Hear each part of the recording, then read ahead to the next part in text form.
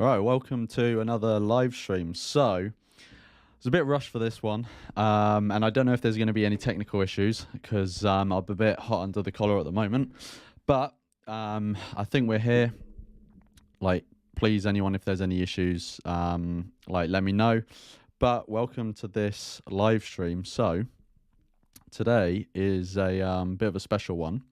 So, what we're going to be doing is a little follow-up, I guess you could call it, to a conversation I had I don't know, a while ago. I can't remember exactly when it was, with John, and it was about effective altruism and antinatalism, and basically floating the idea of using like the effective altruist model and applying it to antinatalist activism and seeing, is that the best thing to do? If it is, what would it look like? Just starting a conversation around it, because I thought it would be a valuable conversation, right?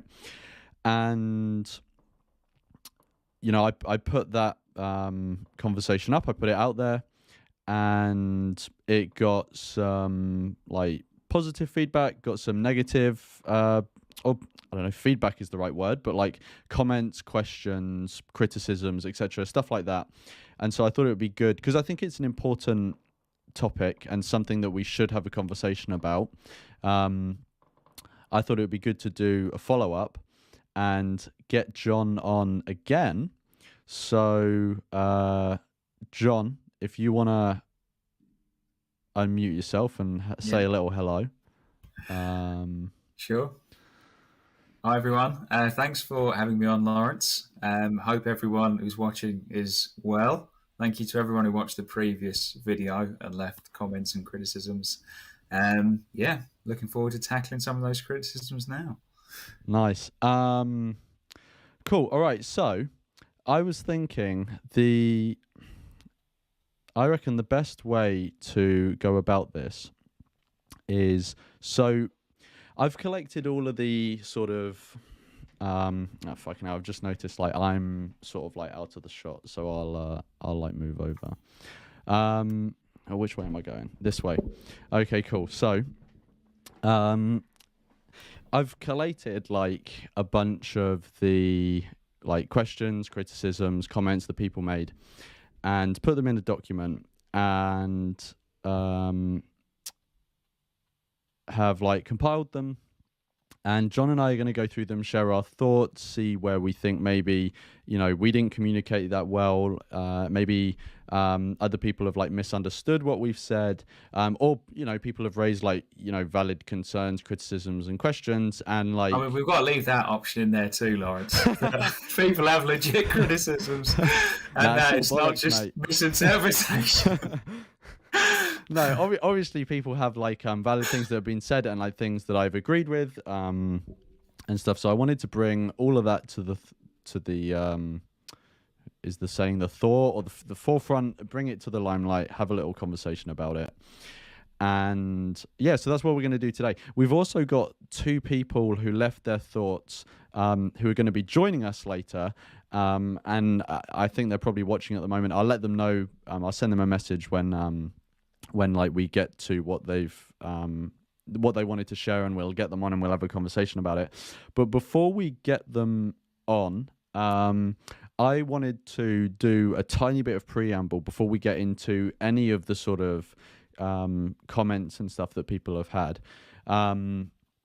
because I think it'll be a bit of worthwhile preamble. So yeah, the preamble is, and I will let John talk at some point soon. But so the preamble is basically what my intentions for this stream are. So I think some people, and this is by no means all people who watched the conversation that John and I had before, but I think some people interpreted it as, and maybe John and I, in the way we spoke, maybe we did imply this, although I didn't. I definitely didn't mean to imply it.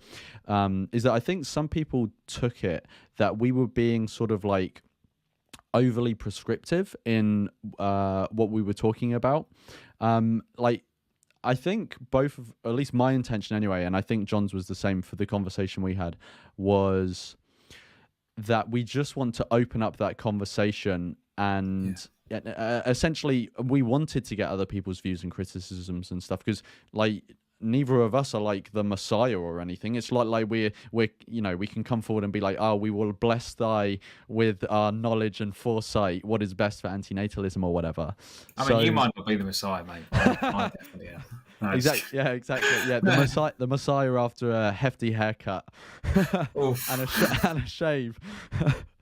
So yeah, that was not and I don't think that was John's intention with it, to say this is what antinatalists need to do and this is how we're going to do it. It was more to explore the topic and put forward a point of view which I don't think has like fully been fleshed out before, like the sort of bringing together of effective altruism and antinatalism. I know that, for example, David Benatar has touched on that before. He did a response to Peter Singer once, but by no means did he sort of, I think, cover the variety of topics that we did in our conversation. And the second thing I wanted to say is that I think antinatalism, or at least antinatalist activism, is at like a very pivotal point in time, because I haven't been around in antinatalist circles for ages, like a couple of years, but my understanding is that basically up until like round about now, it's mostly been online, and it's mostly just been like internal conversation. There has been external like interactions with the rest of the world, but yeah, a lot of it has been like discussion online and internal conversation, and we're getting to a point now where we're starting to be a lot more front-facing. We're starting to actually go out there and essentially try and make a tangible change in the world on a larger scale than has been attempted before, to my knowledge anyway. And so because we're at that pivotal point in time, we want to be, you know, having as many conversations about how best to do that as possible, right? Like, we don't want to just go out there and essentially, you know, spend loads of our time doing something that actually doesn't make a difference in the world, or we, you know, maybe to a certain extent we embarrass ourselves. Like, I know I'm definitely going to do that in the future. I've done that in the past, like embarrassing myself. So yeah, I think these conversations are important, and I think they're important to have specifically right now. So before we go into it, do you have any preamble you want to go over, John, or do you just want to get into some of the thoughts and stuff that people have shared? Yeah, I absolutely agree with everything you said there, Lawrence. I think something that's a really important point that you made before was that these ideas are quite new as they're applied to antinatalism, and that there aren't teams of people trying to figure out exactly what antinatalist activism should look like going forward. Lawrence and I were definitely presenting our best understanding of the data and of the lay of the land. But as you said, Lawrence, neither of us are have untouchable credentials or expertise in this field. We are. Speak for yourself. Oh, sorry. I certainly don't.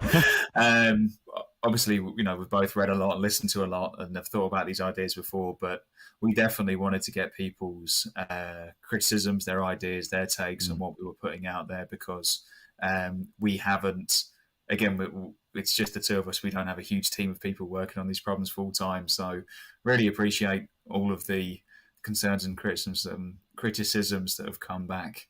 And yeah, looking forward to tackling them.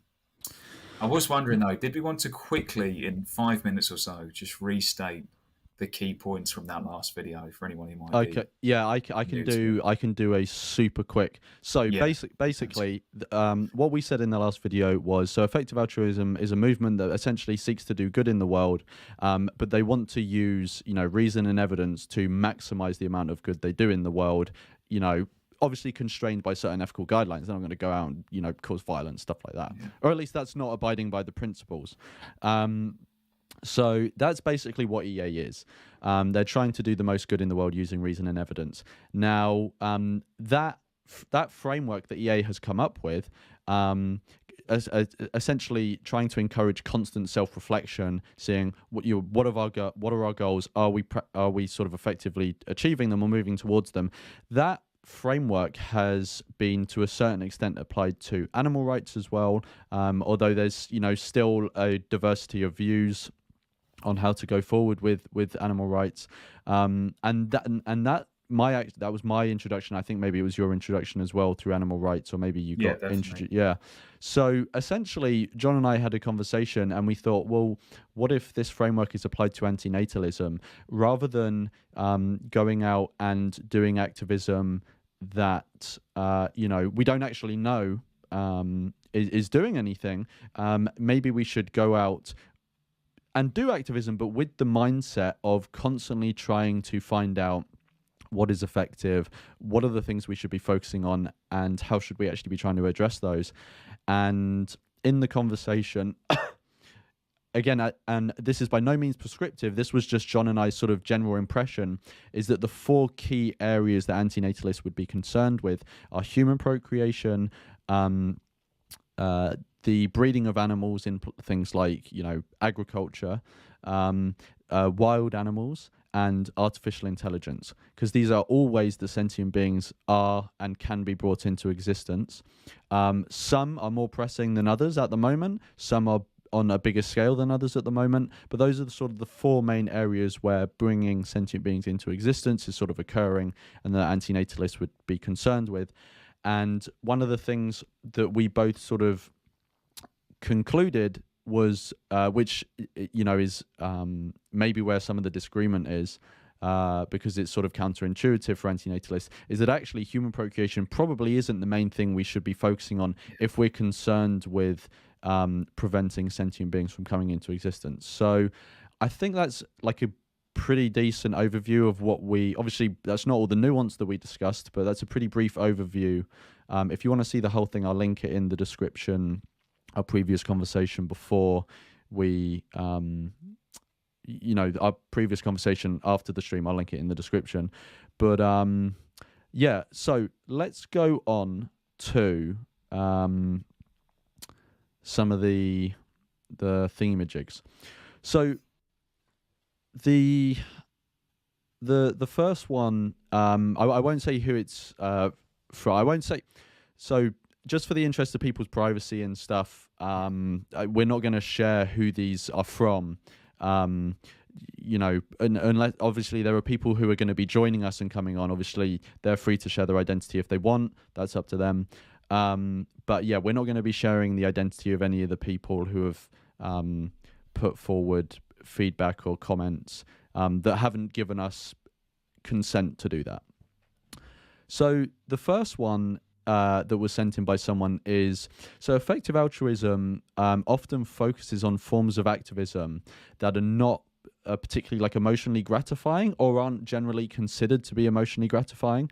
And if we base antinatalist activism around EA's model, it may alienate activists who are currently doing good work or could be doing could start doing work, but they may be alienated by the form of activism that antinatalism takes if it goes down the EA route. So what do you think about that, John? Some of the more effective forms of activism, like donating money, that kind of thing, using your career, can be less gratifying than other forms of activism. Certainly vegan activism, where you come together and you hand out a load of leaflets or whatever you do, that can feel much more in the moment gratifying than sitting by yourself and setting up a direct debit to a charity. I definitely agree with that's the case. In terms of what we do about that, I think we can try and encourage people to get involved and find ways that are emotionally gratifying, that don't compromise the impact of the activism, if that makes sense. I think that we should still promote the effective forms of activism, but have things outside of activism that can fill certain like social needs, by having things like socials, creating a community, Facebook groups, Discord, whatever it might be. I don't think we necessarily need to make sure that the activism is all that gratifying, so long as people are still getting those social needs met through other means. I think it would be potentially a little dishonest or a bait and switch if we chose forms of activism which were more appealing but less impactful, and then encourage people to move away from those, because people may have joined to do things like, say, street demonstrations or something like that, and then find that we're talking about donating and changing career paths. I think that we shouldn't compromise the integrity of the activism that we promote by not focusing on impact or doing that bait and switch. I think we can just acknowledge that that form of activism may not be particularly emotionally gratifying or socially satisfying, and then try and meet those needs outside of that. Does that make sense? Yeah, no, 100%. Yeah, my sort of answer to this one would be that like I think like established forms of activism that EA promote, I agree, like cannot, for many people, will not be emotionally gratifying. And like you said, John, like, you know, we can get emotional gratification more from being part of a community and encouraging in-person meetups, stuff like that. But also, like, it may be the case that there are forms of activism that are actually very effective in antinatalism that aren't in wider EA. We just maybe don't know about That's them true. yet, right? That's So true. there could be forms of activism that are emotionally gratifying and effective, because those two things aren't mutually exclusive. It's not like you get an emotional kick but you don't really do much, or you do Yeah, loads but you don't get anything from it. Like, it can be both. But the thing is like, we just kind of need to experiment and try different things with antinatalist activism, and try and figure out what is most effective, because at the moment, like, we don't know. Like, like you said before, no one's working on this like full time. No one, you know, is looking into what are the best forms of antinatalist activism in terms of actually bringing about tangible change. So yeah, I agree. Like, some of the forms of activism cannot be emotionally gratifying, but one, yeah, we can find emotional gratification elsewhere, but also we may pioneer like new forms of activism that are emotionally gratifying and effective. definitely. And one more thing as well, Lawrence, is that you can try and make those forms of activism more emotionally gratifying. So, giving what we can, for example, has created a community around charitable giving. So, charitable giving, donations, which can be quite a solitary act, by creating a community around it, people therefore find the act of giving more emotionally gratifying and more appealing than they otherwise might have done. Mm, yeah, 100%. So let's go on to the next one from this person. And then once we've done this one, we will get to bring on the first person who's going to come on and share their thoughts. So Yeah, sounds good. let's do this one first. So there's a risk of, you know, if we sort of apply the EA model to antinatalism, like, naturally we will just become more associated with them, because there will be more links, both in terms of, you know, people making connections, but also the ideas we talk about, stuff like that. So there's a risk of making antinatalism even more marginalized than it already is, because it could inherit the bad press that effective altruism has gotten. Not that it, you know, not that it's like absolutely like wallowing in bad press, but recently, like with, you know, the Sam Bankman-Fried debacle and stuff, Absolutely, yeah. it has Yeah. had some bad press, and so that could move over to antinatalism, and vice versa as well. Like, mainstream EA, which is doing good in the world, could actually become criticized and marginalized from an association with antinatalism, if Yeah, you know, if we decide, if the antinatalist community generally tends to move more in that direction. So what do you think about that? I think that's absolutely true. I think that's a very real consideration. As you said, it works both ways. Um, Antinatalism being tarred with bad publicity of EA, and EA being tarred with the bad publicity of antinatalism. Um, I think I can't remember who said this, but there's a phrase that there is never a perfect solution. There are only ever trade-offs, and I think this is absolutely true here. Through applying this EA model, there will be trade-offs, and I think potential bad press on both sides is one of those trade-offs. We just have to try and balance that between making um, trying to be as impactful as possible with antinatalist activism. And I think personally, again, I could easily be swayed, but I think this is a trade-off worth making. We could play it really safe and not look at impact, not apply this EA model. And I think the potential negative drawback, publicity-wise, is definitely worth the potential positive impact that we could have for many, many sentient beings. Yeah. Just to let people know, I think the first person who's going to be joining us is joining soon, so they might pop up on screen. But yeah, we'll just round this off and then move on to them. So yeah, my sort of thoughts on this is that, yeah, I agree. It is like, yeah, it is a risk. To be honest, hey, Alex is here. Can you hear us? Okay, nice one. We will get to you in like very soon. But we're just going to finish off what we're talking about on this point. So yeah, I agree. There's a risk. And yeah, I kind of agree with you. I just think it's a trade-off that people are going to have to make if they want to take part in this sort of thing. It's a decision they've got to make. And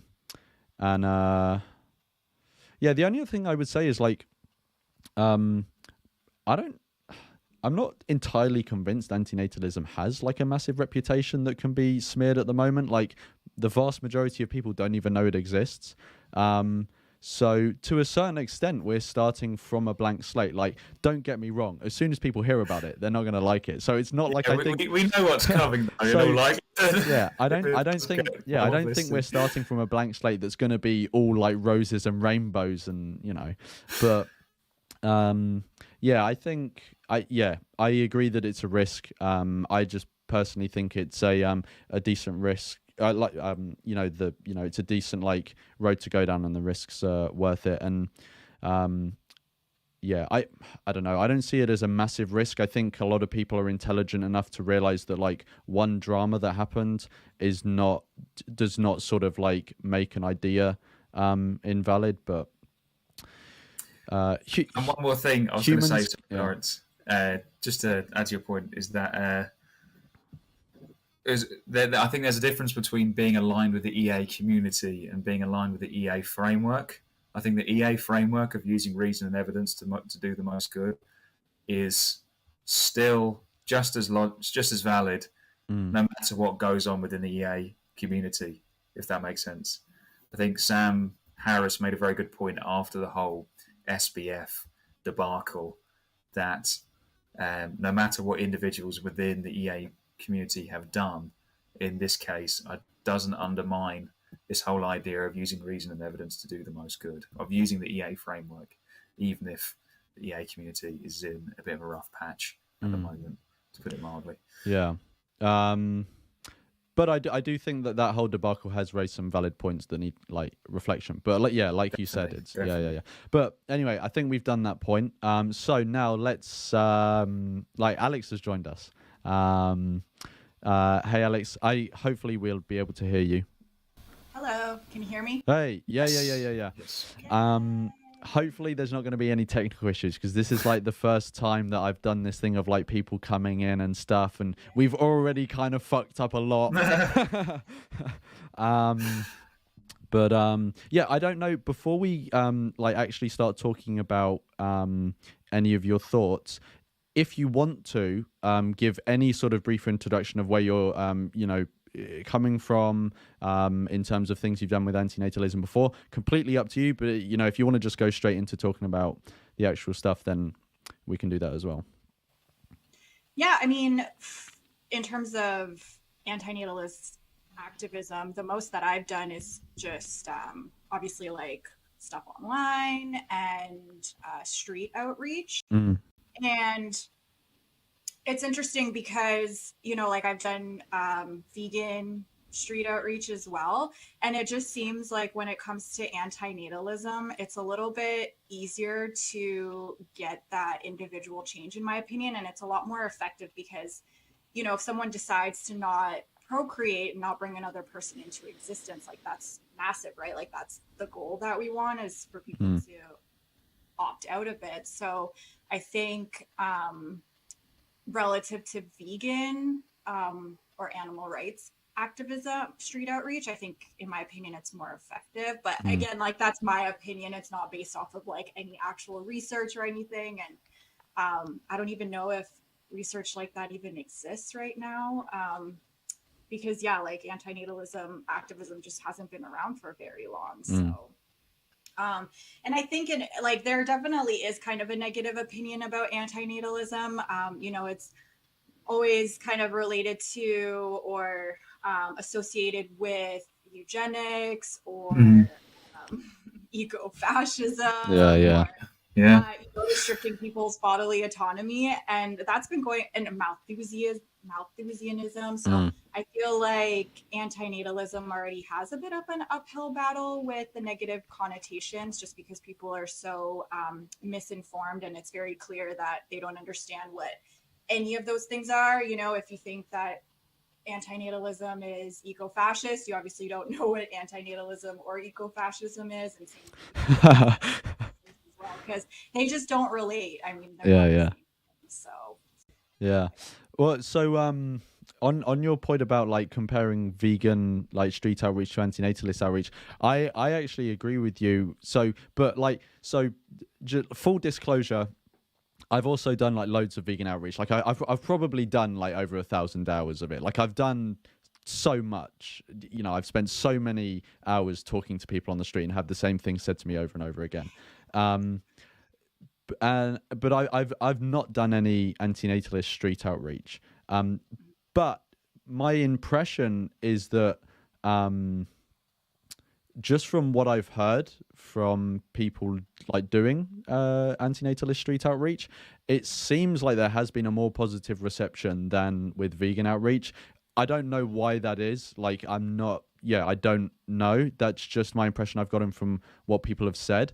But yeah, like you said, there hasn't been research on it, so we don't know. I think there has been research on vegan street outreach, but there hasn't on antinatalist outreach, and it is a different topic and people relate to it differently. So I agree that we can't categorically say that street outreach in antinatalism is, you know, like ineffective or a waste of time or something like that. I think it's a completely valid form of activism to do.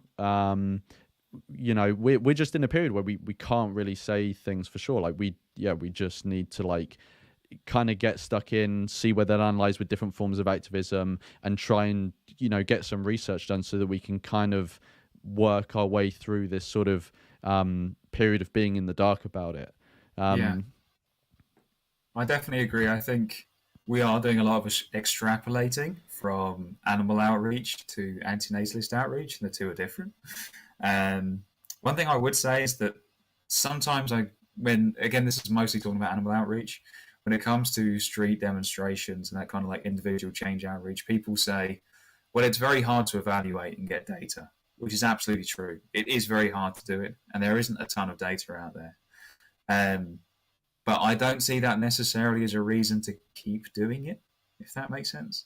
To me, that feels like more of a reason to switch to outreach, like the corporate campaigns and changing laws and practices that we do have good data on, rather than saying we don't know whether or not this is impactful, can't say one way or the other, therefore let's just kind of crack on, if that makes sense, which has been the perspective that I've encountered quite a lot when talking about impact with animal rights people.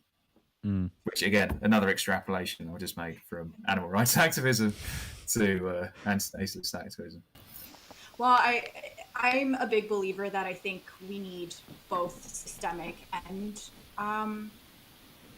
like societal change, right? Because what's the point of having systemic change if people's mentalities haven't changed at all? If you know, things aren't enforced, you know, you can have laws on the books, but if no one's there to actually enforce them because no one really gives a crap about it, then what's the point of having, you know, all of this kind of stuff in terms of systemic change. So I think like there needs to be a balance of both, and I think Definitely.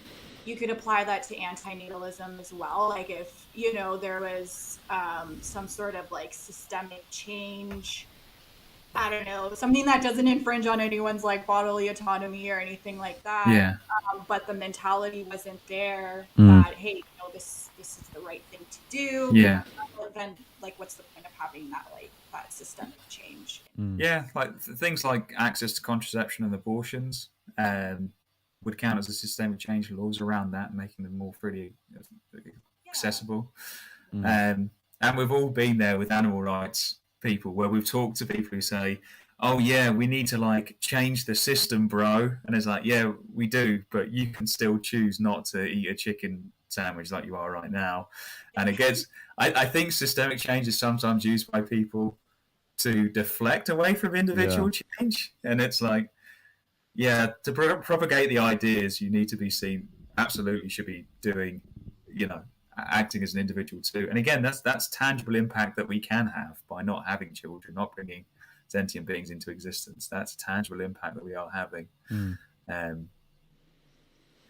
Yeah, no, I 100% agree that like individual change and systemic change need to go hand in hand. Definitely. Yeah, I agree on that. I don't think I have anything else useful to say on that topic. You guys have covered it. Or any other topic. No, yeah, or any other topic for that matter. So, Alex, I've like because you left a comment on, I think it was the YouTube video, but I am getting confused on like who left comments where, but I've like collated them. And I picked out like 3 main points from what you said, but I didn't know if you wanted me to read those or if you just wanted to sort of share them in your own words now. It's totally up to you. No, you can read them. And then we can talk about it. So cool. Yeah. So the first one is, like I said, like I recapped at the start of the stream. So in the initial conversation John and I had, we touched on the topic of wild animals and how that's one sort of cause that we think antinatalists would be concerned about.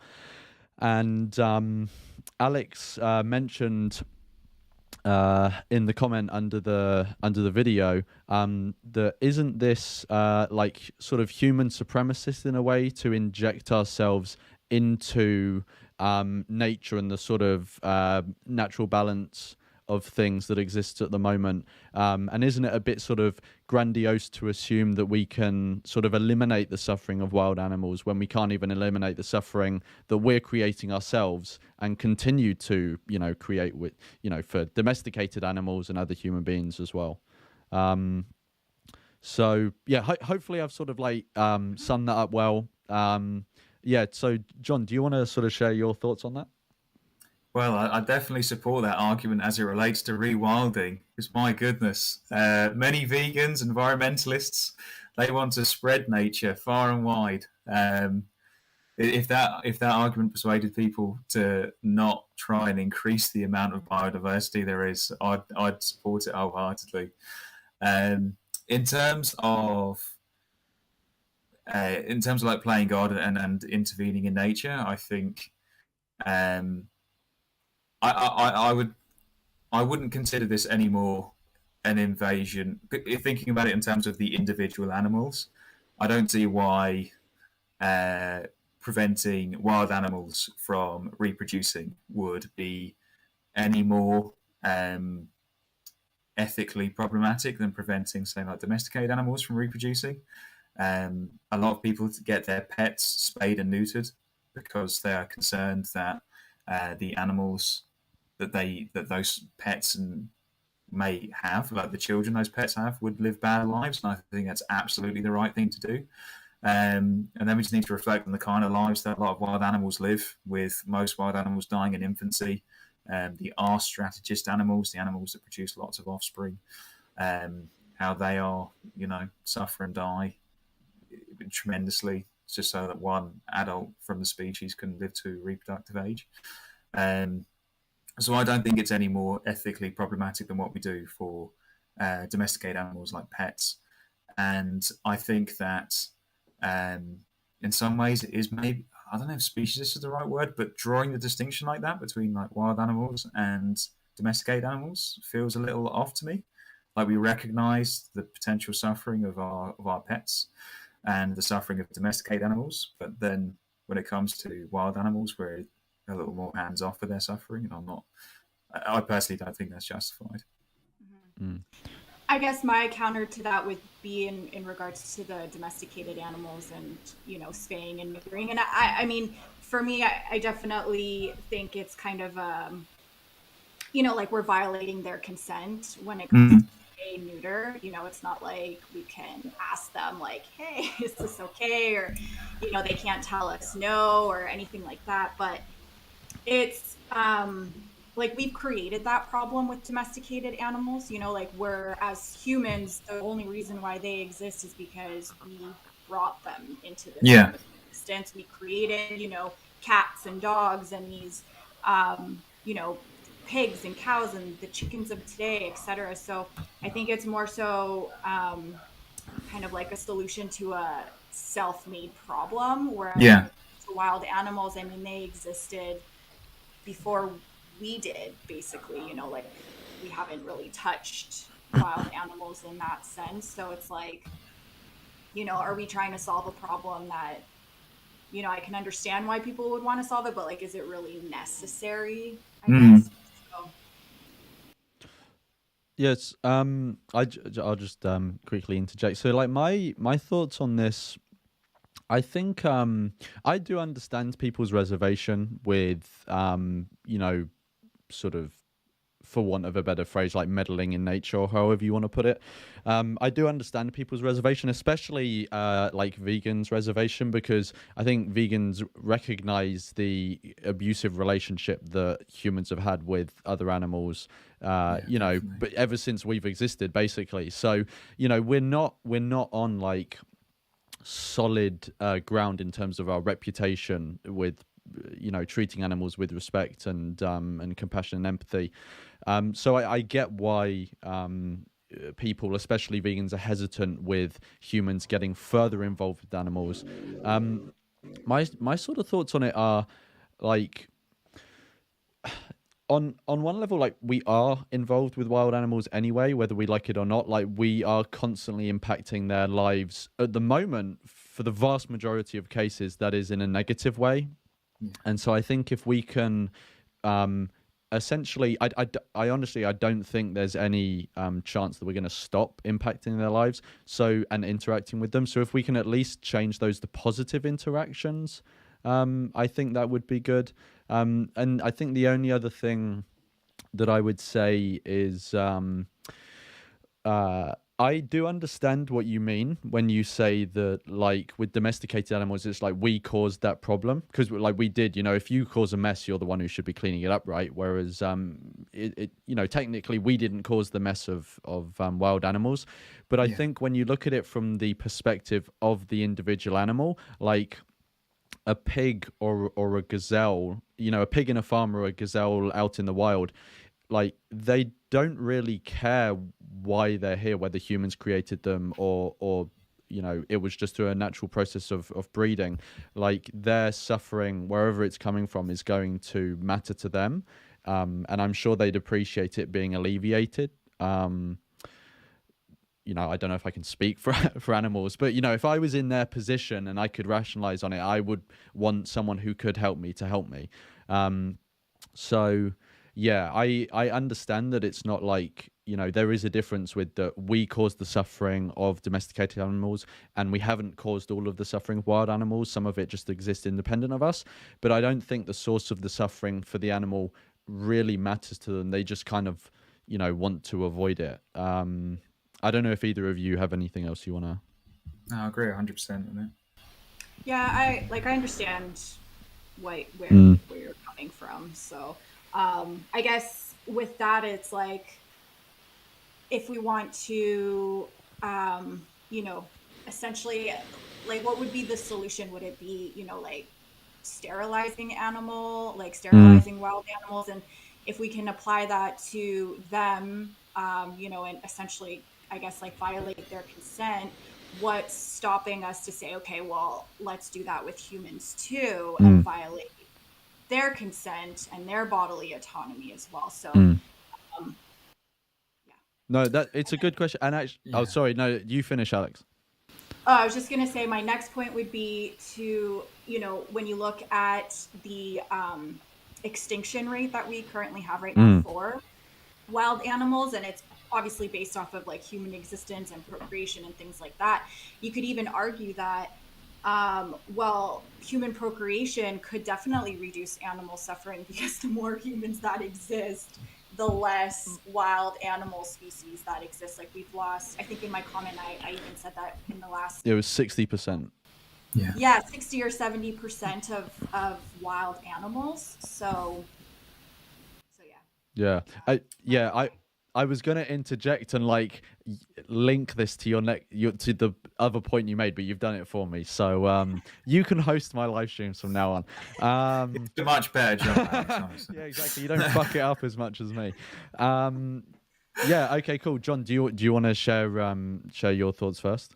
Yes, I'll jump in on the consent point, because I think it is really, really important. I think consent is massively important. I think there are cases when it is ethically justifiable to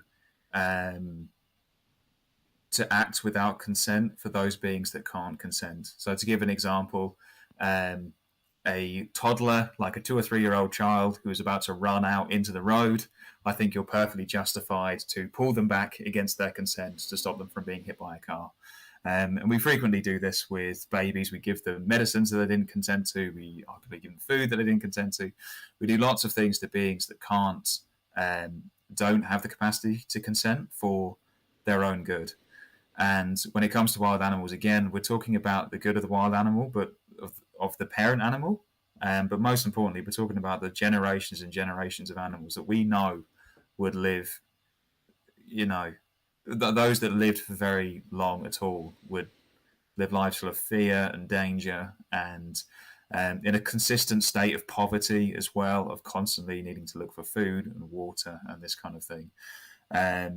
So I do think that it is justifiable to violate the consent of those that can't in certain circumstances, and I think that applies to spaying and neutering pets, and it applies for wild animals too. The point around human procreation, I think, is absolutely true. Like humans, to one estimate, maybe are actually reducing the suffering of wild animals just by reducing the numbers. They're certainly not doing it in a way that Lawrence and I would approve of. If anything, a huge cause of extinction is things like animal agriculture and ocean dead zones. And you just think about what human beings are doing. But, you could arguably live in a world where, those wonderful grass-fed animals we all hear about that don't. It wouldn't be a vegan world. The whole world would just be grass-fed dairy pasture. There wouldn't be many cows because they're big animals and this kind of thing. And there'd be less suffering in that world than the world we've got today, with both like factory farming and with wild animal suffering.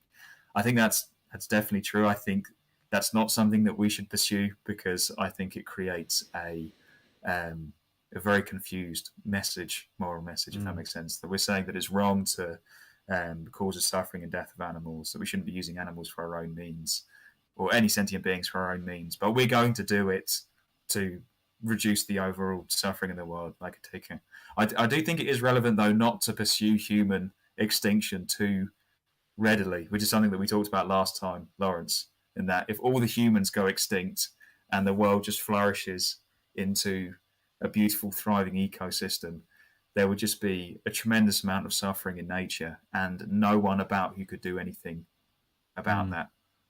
We talked about vehement before, the voluntary human extinction movement. In the vehement world where there are no moral agents who can do anything about the suffering, I think that would be a real travesty. Yeah. What do you reckon, Lawrence? Yeah, I got two things I wanted to say. The first one was... I agree. Like Alex said, like humans have been causing animals to go extinct, and so if someone were to follow that line of logic, someone could maybe say, oh, well, we should breed more humans because It's preventing like wild animals from coming into existence. And I agree. Whilst that might be like factually true, the reason that I would not promote something like that is because I don't think the ends always justify the means. I think, at the end of the day, I celebrate that, there are some non-human animals that are not going to be born that otherwise would have, but I don't celebrate the method by which it came around, because the method by which it came around was that they just got their homes destroyed and all killed. Do you get what I mean? So, and replaced with farmed animals in many cases. Yeah, exactly. Farmed animals. Yeah. So, I think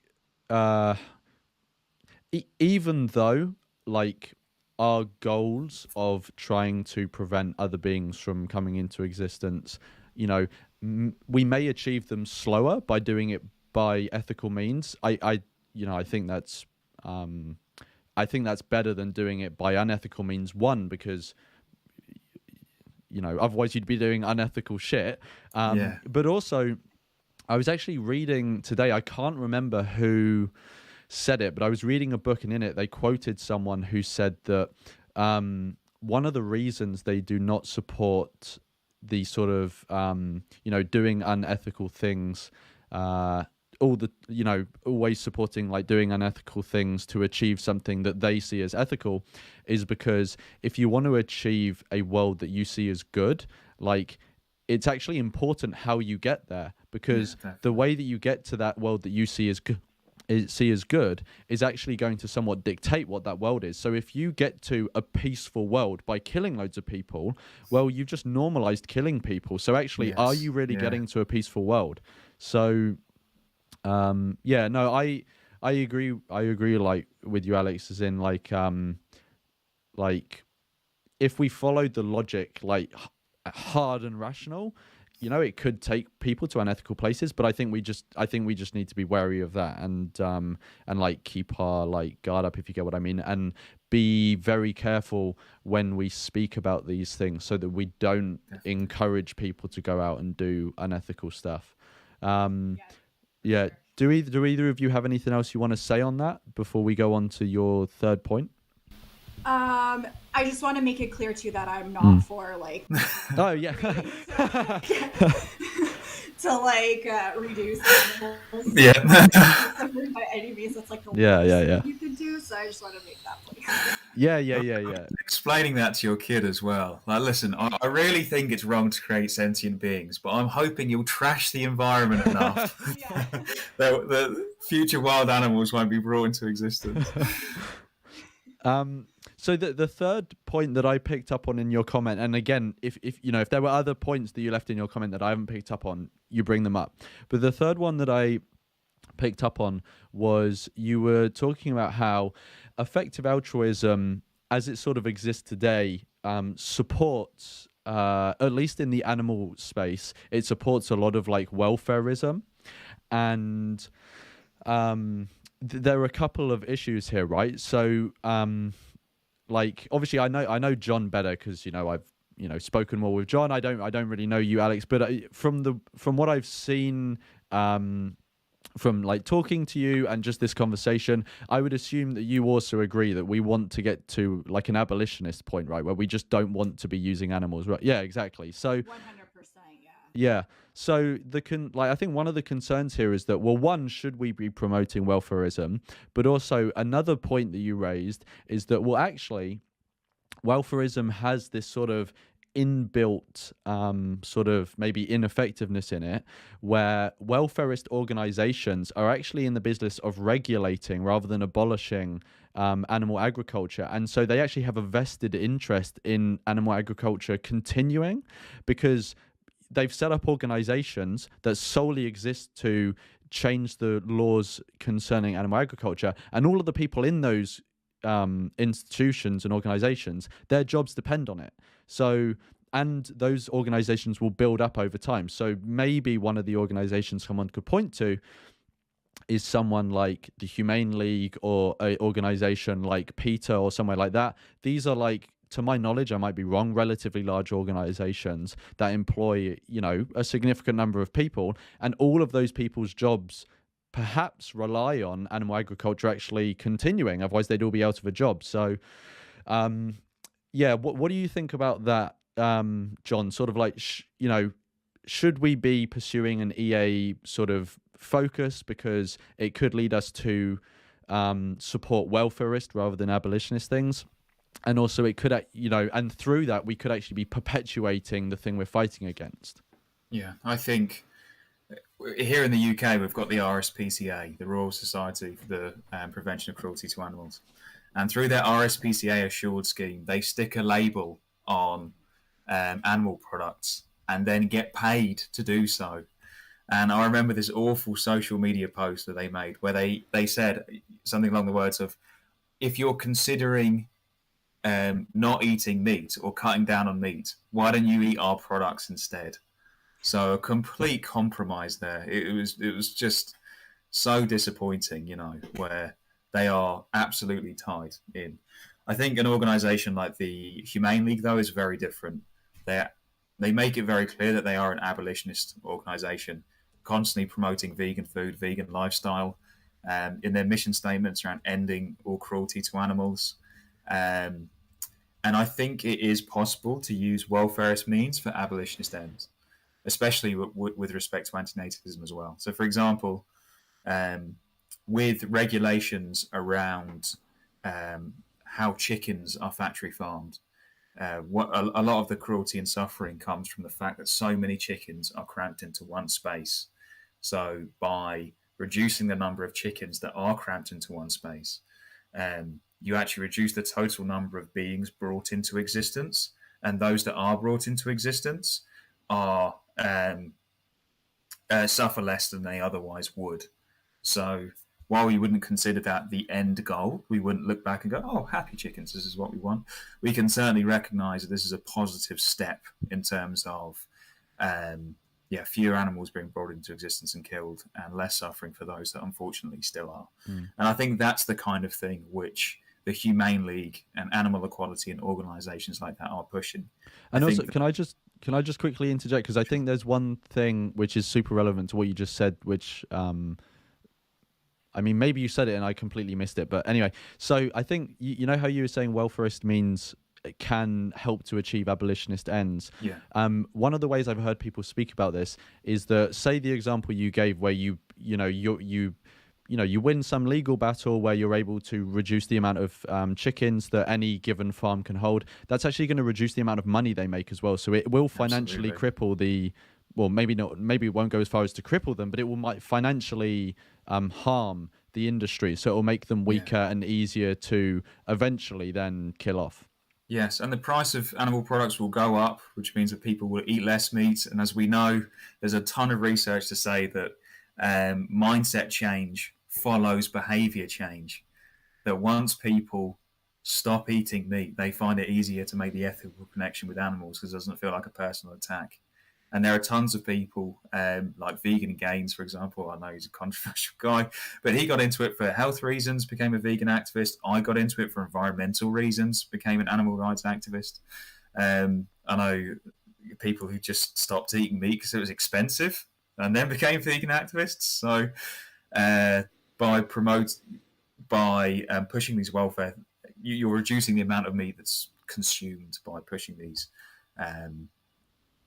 welfare reforms. That makes sense. But again, just to go back to my first point, I think there is a very big difference between abolitionist organisations and abolitionist causes and those which do, as you said, like have a vested interest in seeing animal exploitation continue. We need to be very, very careful that we are not supporting the latter, that we are supporting the former.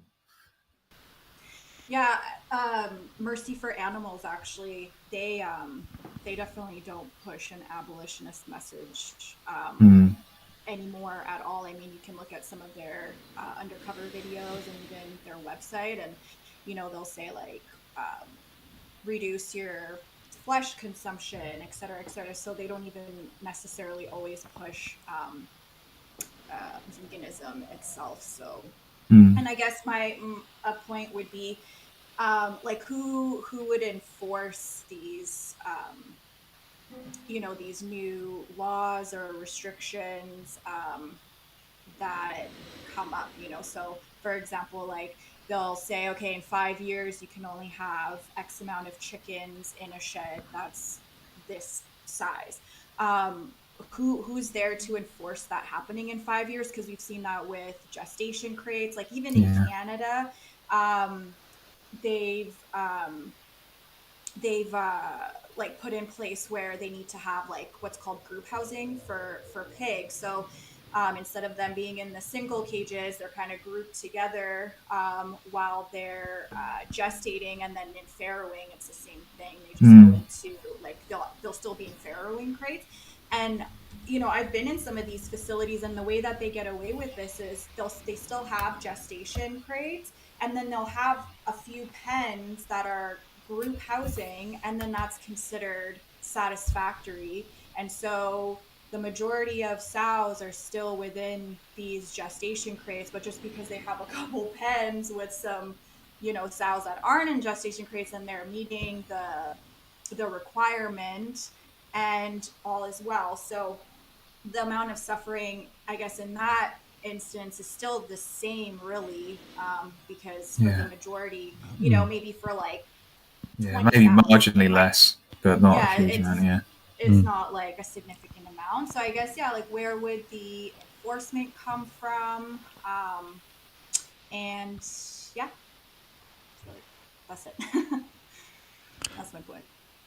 I think it's all really important, and definitely that's a caution not to rest on your laurels and think that just because a law has been passed or a company is put on its website that it's changing its practices, that it actually tangible change is happening for animals.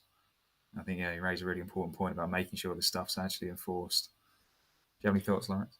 The only thing I would say is like so yeah, I do recognize that like even if we view these law changes as a good thing, they might not actually be adhered to. And actually, time and time again, we find out that probably I would even go as far as to say probably the majority of cases they're not adhered to, because there's just been so many exposés where they don't adhere to them.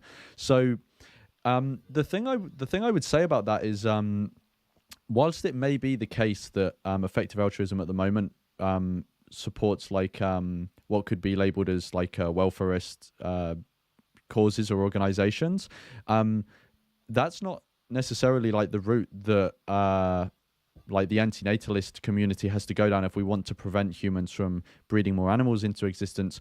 We can go down, other routes of trying to effectively, so for example, if you don't like supporting organizations that are, for example, promoted by EA, you can still do effective activism, just do a different type, or donate to different places, right?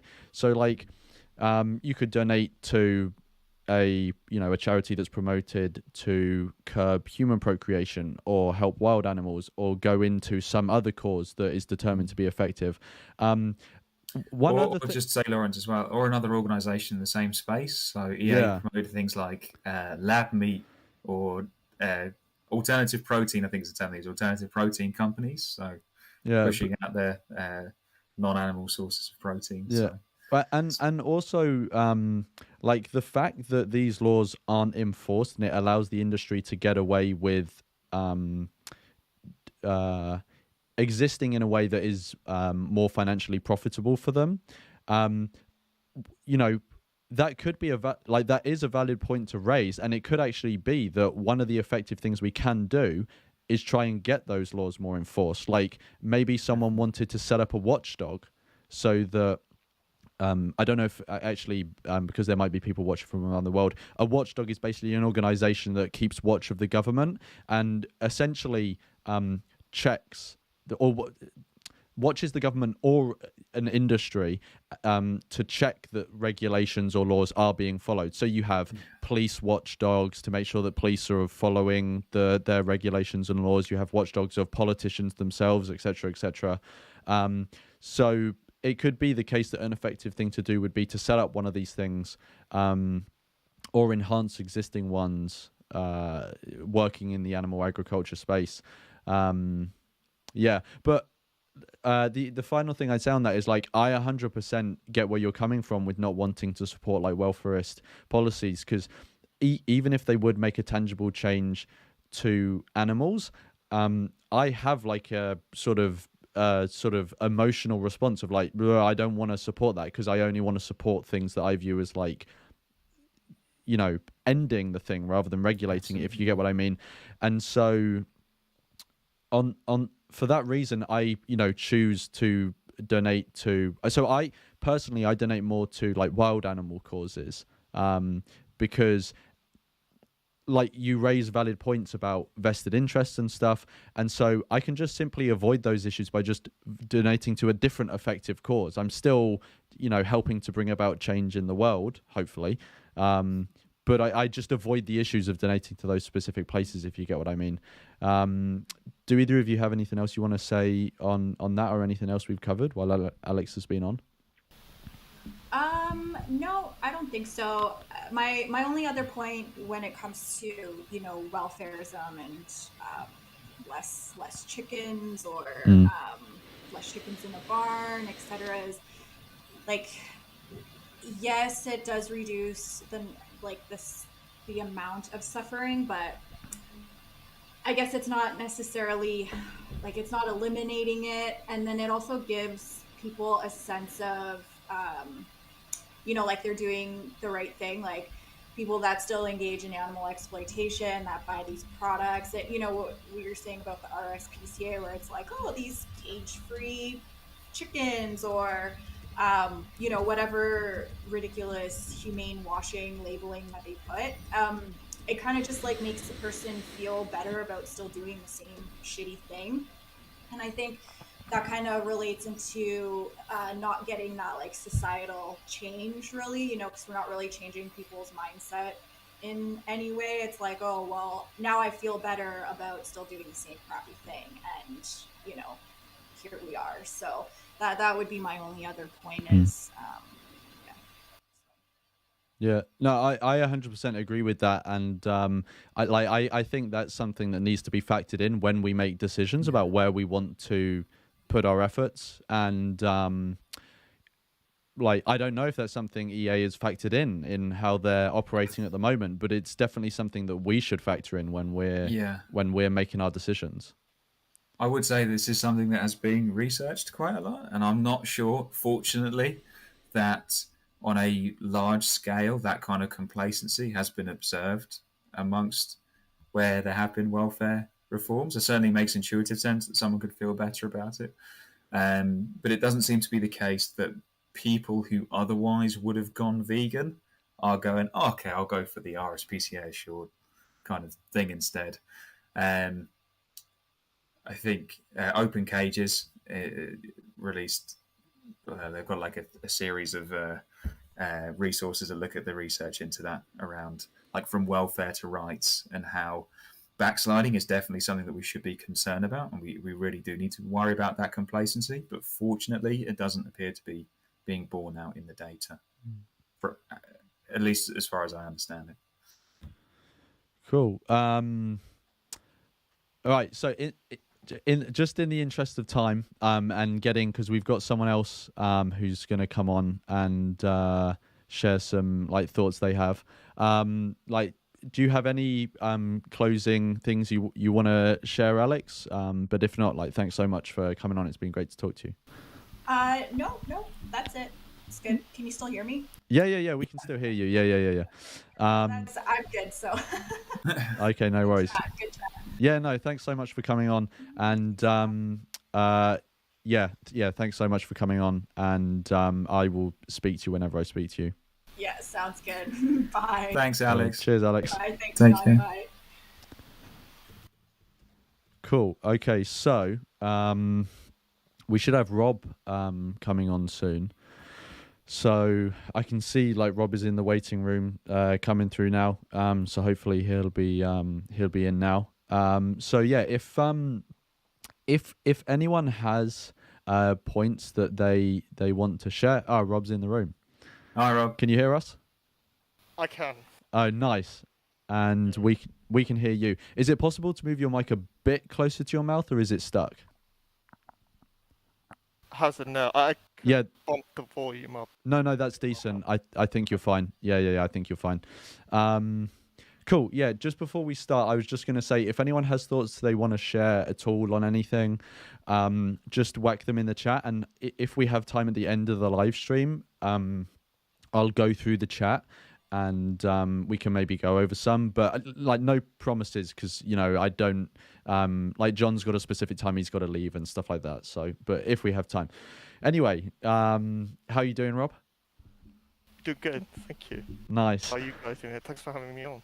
No, it's all good. Okay. I'm doing good. John looks like he's having too much of a good time with that grin, but I don't know. Oh, sorry. Dr. Moore.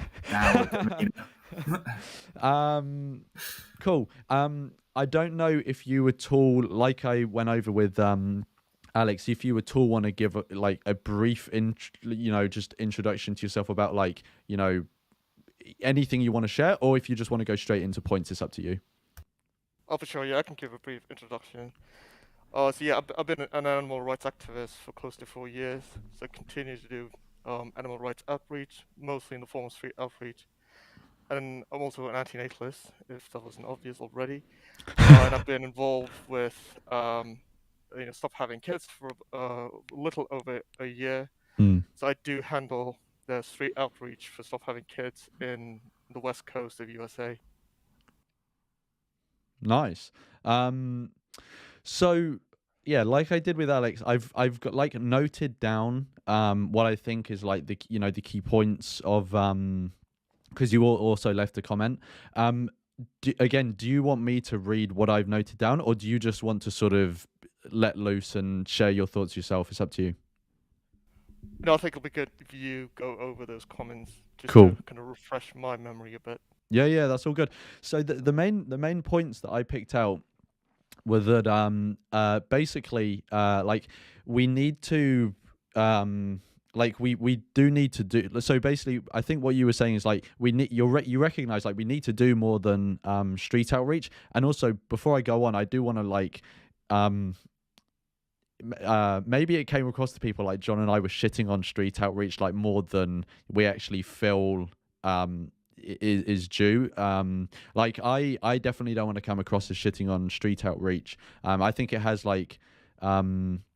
benefits. One, for the activists themselves through building community, but also it does bring about change.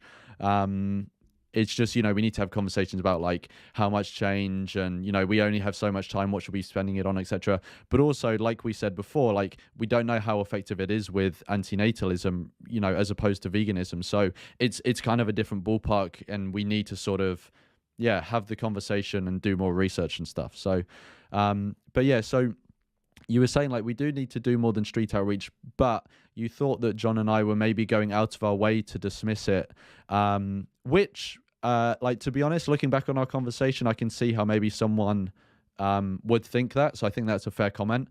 And then you said, do you think that just donating is going to bring us, as in donating to what are considered effective charities, is going to actually bring about an anti-speciesist world with no animal agriculture? Because if there are no individual effective activists that are going around, doing street outreach or maybe talks or something like that, who are we going to donate to? Individual change and systemic change are not mutually exclusive. So, what do you think about that, John? It's we shouldn't be sort of dismissing forms of activism. We need to have sort of a broad church and pull on different forms of activism, including street outreach. I think to some extent our conversation may have been an overcorrection when it comes to street outreach. I think maybe that we were too dismissive, as we already talked about. We don't know what street outreach as it relates to antinatalism, how effective it is, because we don't have the data, and we've got limited data as it relates to animal outreach. I think, and in terms of an overcorrection, what I mean is that from my experience in animal activism, and I'll be interested in your two experiences as well, things like street outreach is the priority, and things like donating or using your entire career to work for an effective nonprofit, these things are quite far down the list in terms of different forms of outreach that people can get involved in, or different ways that individuals can have impact. So potentially an overcorrection is needed to drag the conversation back towards these things which we do have more of a body of evidence towards in terms of donating and using one's career. In terms of having a broad narrative of activism, I'm hesitant on that just because of the data.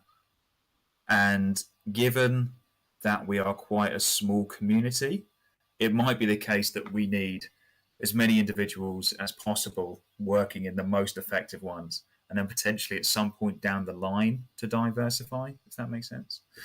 And I'm a bit hesitant to promote forms of activism that we don't have that data for, while the default is to go for those forms of activism, if that makes sense.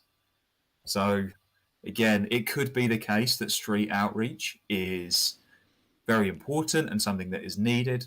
Again, I haven't seen the data one way or another, but I'm hesitant to say no, it's an important part of it, just because one, we don't have the data, and two, it is currently so underrepresented, so overrepresented in terms of animal activism, and it may well become overrepresented in terms of overrepresented with respect to other forms of outreach. In animal activism, it may become that way with antinatalist activism as well.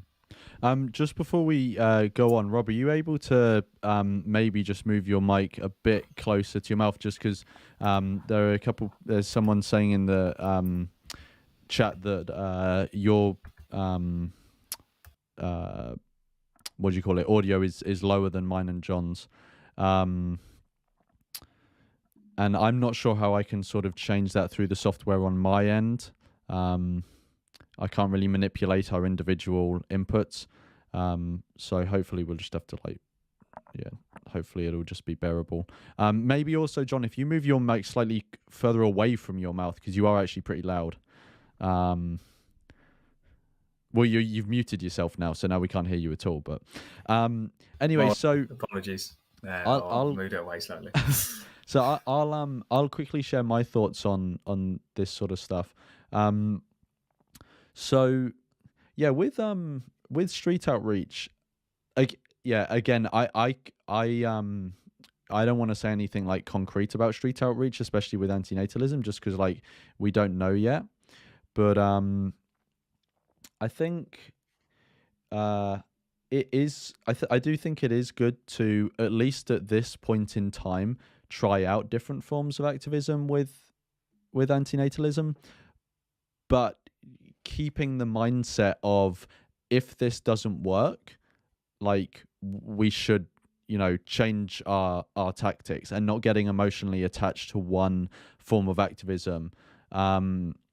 And that goes for anything, that could be even donating to charities. We might do research and find out that actually, for antinatalism specifically, donating to charities is not the best thing to do. And so, we shouldn't get emotionally attached to that either. Which is one of the key things that the EA model has been promoting. So I agree. I think at this early stage, we do want to try a diverse range of tactics, and try as best we can to see, what results we get, and also be willing to say, okay, if this wasn't that effective, let's change course, and try another avenue. Another thing I would actually say in favor of street outreach, and I know that this can also be achieved without street outreach, but it has proved, at least to my knowledge, very effective in doing this with animal rights. So it could be very effective with antinatalism, is just that street outreach has a very big bonding effect between activists. And although other forms of activism also have a bonding effect, street outreach has a very low bar for entry. You know, if you want to get a job in this sort of space, high bar for entry. You need to have qualifications, etc., etc. If you want to do some other form of activism, which is more, I don't even know.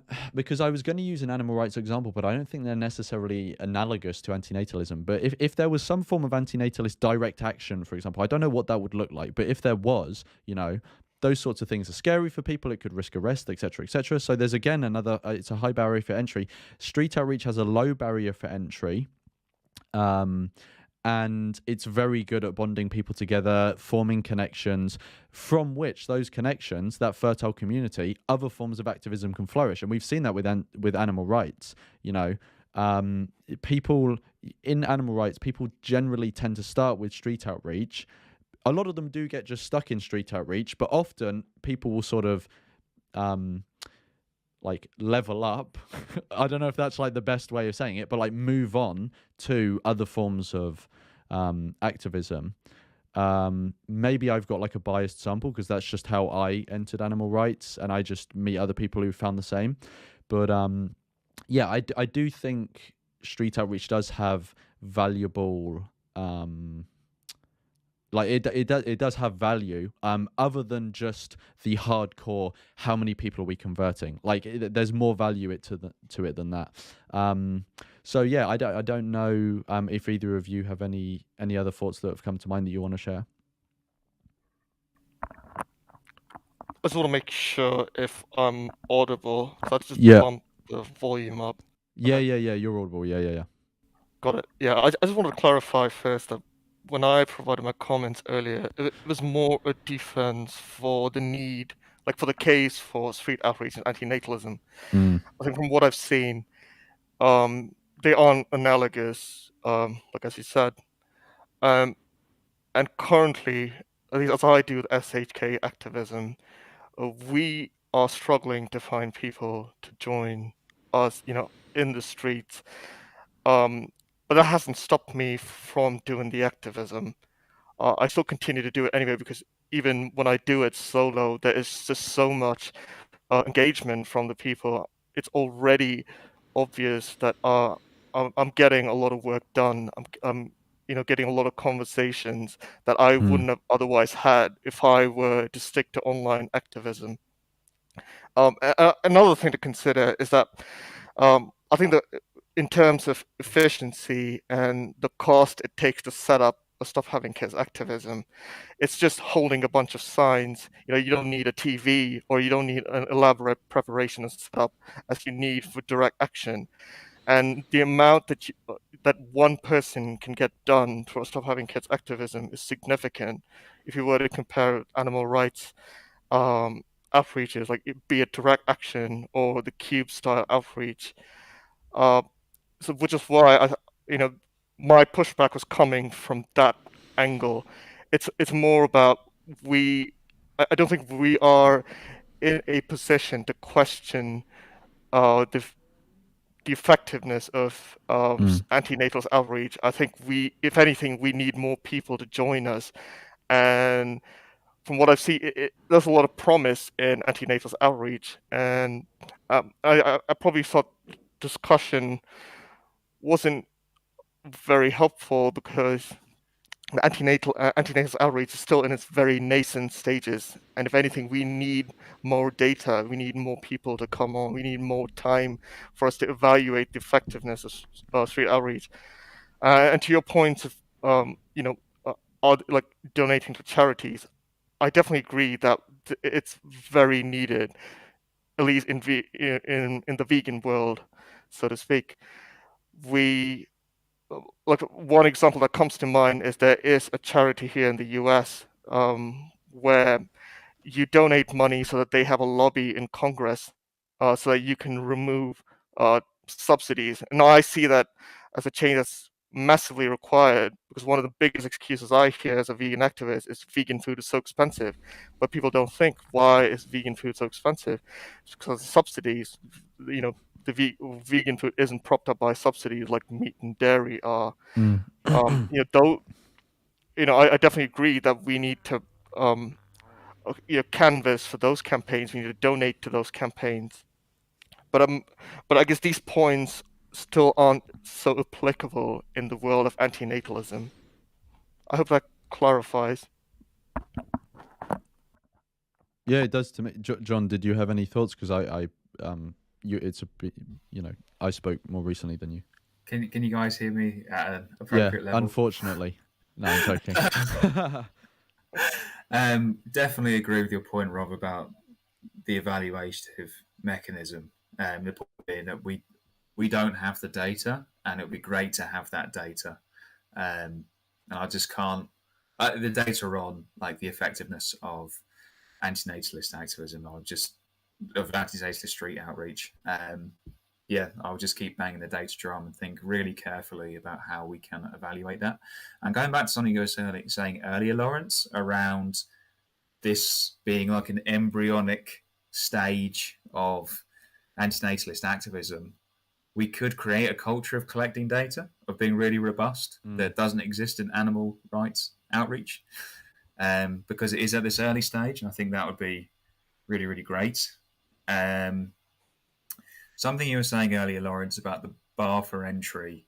I don't necessarily disagree. I absolutely agree with your analysis about the bar for entry being quite low for like street outreach compared to other forms of having impact. I just think that we need to, if we're thinking about impact, though, a high bar isn't necessarily a bad thing, because the number of individuals getting involved, in my opinion, is a lot less impactful, a lot less important than the ultimate impact that's had. For example, David Benatar and Peter Singer have extremely high bars to reach in terms of having their impact, becoming world-renowned academics in elite institutions in the field of philosophy. Extremely difficult to do. Very, very few make it. But the impact that they've had in terms of antinatalism and animal ethics in particular, I think is, as far as we could tell, very, very large, very, very, very impactful. They're both considered in some ways the leading light in terms of like philosophy on these subjects. And I don't think that, it would have been a shame if seeing a high bar would have put either of those individuals off from going for those extremely ambitious and extremely difficult choices. Like, we want people to be ambitious. It does tie into a point around, like, if we're being ambitious, you need to expect to fail. Like, if you're going for a difficult career, if you're looking to earn a lot of money or go and work directly, you have to be prepared to fail, and that's quite a difficult message to put out there. But I think we just need to bear in mind that if our focus is ultimate impact, the number of individuals getting involved and the bar for entry are, and a low bar for entry, are not necessarily what we should be focusing on. Yeah, no, one thing I want to say,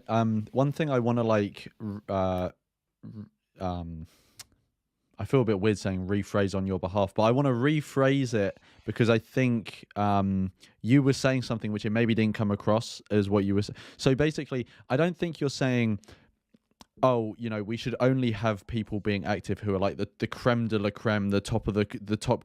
You have to be Benatar level to do activism. I think what you're saying is like we shouldn't bring activism down to the lowest common denominator, if you get what I mean. If that's not too harsh a way of putting it. I think what you were saying is like we should focus on what is effective, whether that's a low or high bar. But there should still be forms of activism that are relatively low bar so that anyone can do, because that, it's not just like it. We shouldn't nurture a culture in antinatalist activism where we say, this is the effective thing to do, this is the bar you got to meet, and if you don't meet it, see you later. Like everyone who wants to do something should be welcomed, and we should have different things that people can do. But we should nurture a culture where everyone is having a conversation around, okay, these are the things I can do and I feel comfortable and able to do. What is the most effective way I can use my skills. Yes. It doesn't have to be this one form of activism that is deemed as the most effective God tier level of activism. It's just everyone needs to reflect on what they feel they can do and put in, and what's the most effective way they can do that, basically. Because I didn't want anyone to interpret what you were saying as we should find out what's effective, set that as the bar, and everyone else can get fucked, if you get what I mean. No, absolutely. And I think that, trying to bring about the next David Benatar would be like one of those religious groups is always waiting for the next Messiah, so far and wide to find them. As you're saying, it's about helping individuals really maximise their own potential for impact, for sure. The only other doesn't have to be, I was going to say, that doesn't have to be particularly difficult. I remember a conversation with a vegan activist recently where I'd asked them how much they'd spent on travel to vegan activism, and they said something in the region of like £70-80 in the previous month or something like that. And it was considering whether or not that money could have been spent more effectively by donating it, and then that person could have potentially used that additional time working or doing a course to support their career. It goes back to your point earlier, Lawrence, just around helping and supporting individuals to maximise their own personal impact. Yeah, exactly. Yeah, I think actually that's a good way of framing it so that people don't come away with a sour taste in their mouth. It's not about dictating the form of activism that people do in terms of like, this is what is effective, this is what you must do. It's about helping nurture a culture where people view activism through how they can most effectively operate. Absolutely. And that may manifest in different ways. So someone may the best use of someone's time may be doing a high earning career, but then another person may just not have the mindset or the skills or whatever to do that, and may prefer or not prefer, but like the most effective thing they can do is street outreach, and another person is campaigning or something like that. The other thing I wanted to say, bringing it back to street outreach, which I think is in street outreach's favor, is that street outreach is a very good way of generating consumable content for YouTube, which I think is a very good recruiter. Because one thing that we should be thinking about is how can existing activists do things effectively, but another thing is how can we actually be recruiting people to engage in activism, right? And I think street outreach and videoing those street outreach things, which I know Stop Having Kids does do, I think that is a good thing to do as a form of recruitment, if you get what I mean. So yeah, that was the other thought I had. I didn't know if either of you had anything to say off the back of that, but yeah. I did want to get to an earlier point, and this is regards to collecting metrics or data for street outreach. I do see that as a difficult endeavor, because if I were to think personally, in my journey when I was going vegan, I do recall like seeing posters, that those kind of planted a seed. Now it is possible that when we do street outreach, we do plant seeds. We may not convert a person overnight, but seeds are definitely planted. And in terms of planting seeds, I think street outreach is a very effective means of doing so. But how do we measure or quantize that, if you will? That is another thing to consider. I'm not sure if it's even comparable with the amount of good, effective, and altruism would bring about. Yeah. No, I agree. It's hard to it's hard to quantify how effective different forms of activism are, because the method that you're going to use is going to be different for each form of activism. And then actually when you get a result, you've got to find a way of, okay, how do we compare those? If you get what I mean, you've got to come up with some standardized way of comparing them, if you get what I mean. Because and also different forms of activism have different goals. Even though they're all like aiming towards the same end goal, in terms of antinatalist activism, like different forms of activism will be aiming at different things that all feed into that, if you get what I mean. So I agree. A separate conversation we need to have is how do we actually measure this effectiveness? Absolutely, yeah. I don't know if you have any thoughts on that, John. You probably are more knowledgeable about how effectiveness is sort of like gauged with like EA in general at the moment. I know, which I know you won't be able to just copy and paste that onto antinatalist activism. It's going to be different, but just to give us an idea, do you know how they do that for EA at the moment? So it's very tricky when it comes to street outreach because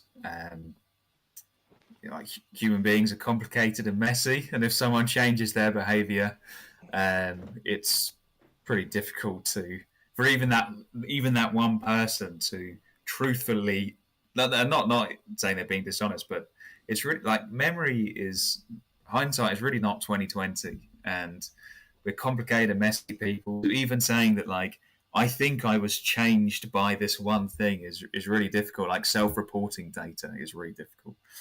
So yeah, evaluating street outreach is really difficult. It's easier to evaluate things like money spent on certain campaigns for like corporate practice, for example, in terms of like animal welfare changes. In terms of like further resources, I know you're planning on linking some. Or at least I think you said earlier, Lawrence, in terms of linking some stuff. Don't need to put words in your mouth. The Humane League looked into like the impact of leafleting, and then there's also quite a lot around like corporate campaigns and stuff like that. I think I'll just reiterate my point earlier around the difficulty of evaluating street outreach, not meaning that one, we should either give up trying to evaluate it, or two, we should pursue it anyway because we don't know either way. I think if you had to choose between one form of activism, that the form of activism which is more robustly supported by data should be the one that we should pursue. Cool. Did you have any other thoughts you wanted to bring up, Rob, or any other points that have come up since? I think that was the sort of key thing I got from your comment. Unless I've missed anything, like, let me know. No, I think that about covers it. Yeah. Okay, nice. And I just wanted to say as well, Lauren, sorry, and there's one thing that we criminally missed out last time is the social media content from Stop Having Kids, because that's impact away from the demo, you know. Oh, yeah. Than those that are just there. We should have really have mentioned that last time. Oh, yeah. Both big fans of Danny Shine.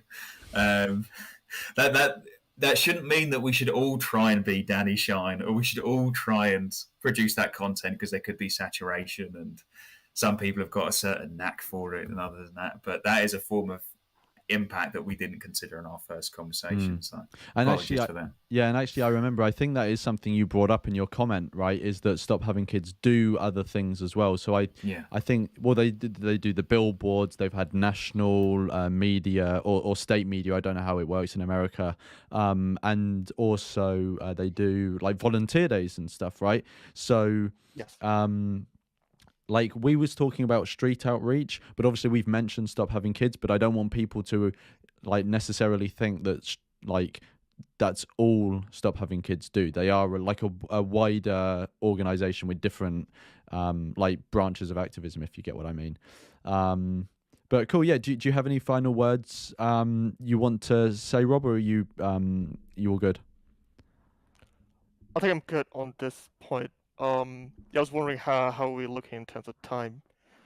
Well, we've got 20 minutes until John needs to leave. So it'd be good if there's a few other like points other people have raised that we were going to quickly hit on when we'd finished going over your points. But if you have anything else you want to raise, we can maybe hit it in like 1 or 2 minutes. But if you don't have anything, that's also fine. It's up to you. Got it. No, I think the next point about to raise might take us on a big tangent. It might, need more than 1 or 2 minutes. Okay, cool. Okay, if you message me afterwards, or just whenever you have time, and I'll sort something out. You know, maybe John and I can do like a short video that I'll upload that addresses the point or something like that. But yeah, just in the interest of being able to cover other people's points that they raised. Yeah, but cool. Yeah, thanks so much for coming on. Yeah, thanks for having me on. Thanks, Rob. Yeah, it's great to chat to you. Cheers, Rob. Cheers. Bye. Nice one. Okay, 6. So, it's just us again. So let's go to the next point. And okay, so I can see we've got 4 points left that people raised, and I've noted down. And we've got 20 minutes left, so that's about 5 minutes per point. So let's not try and ramble on this. Let's try and be like fucking, effective. I'll do my best. I love to ramble, but I'll try and be succinct. All right. Okay. 6. So the next point that someone brought up in comments that I've noted down is, so there are already loads of organizations that focus on countering or alleviating existing suffering, right? So people or individuals that, whether human or not, who already exist, obviously are suffering. And there's loads of organizations that address, that. So how effective actually would it be for antinatalists, who are the only people really concerned with, on a large scale, preventing suffering rather than addressing it while it's already here?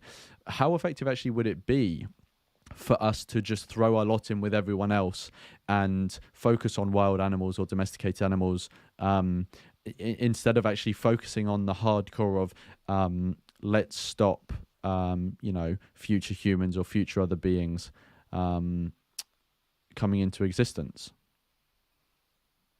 Yeah, I think that's a great point. Let's see more antinatalist organisations. If anyone has a blueprint and the resources available and the drive and everything that's needed to start an effective charity, I personally would love to see more.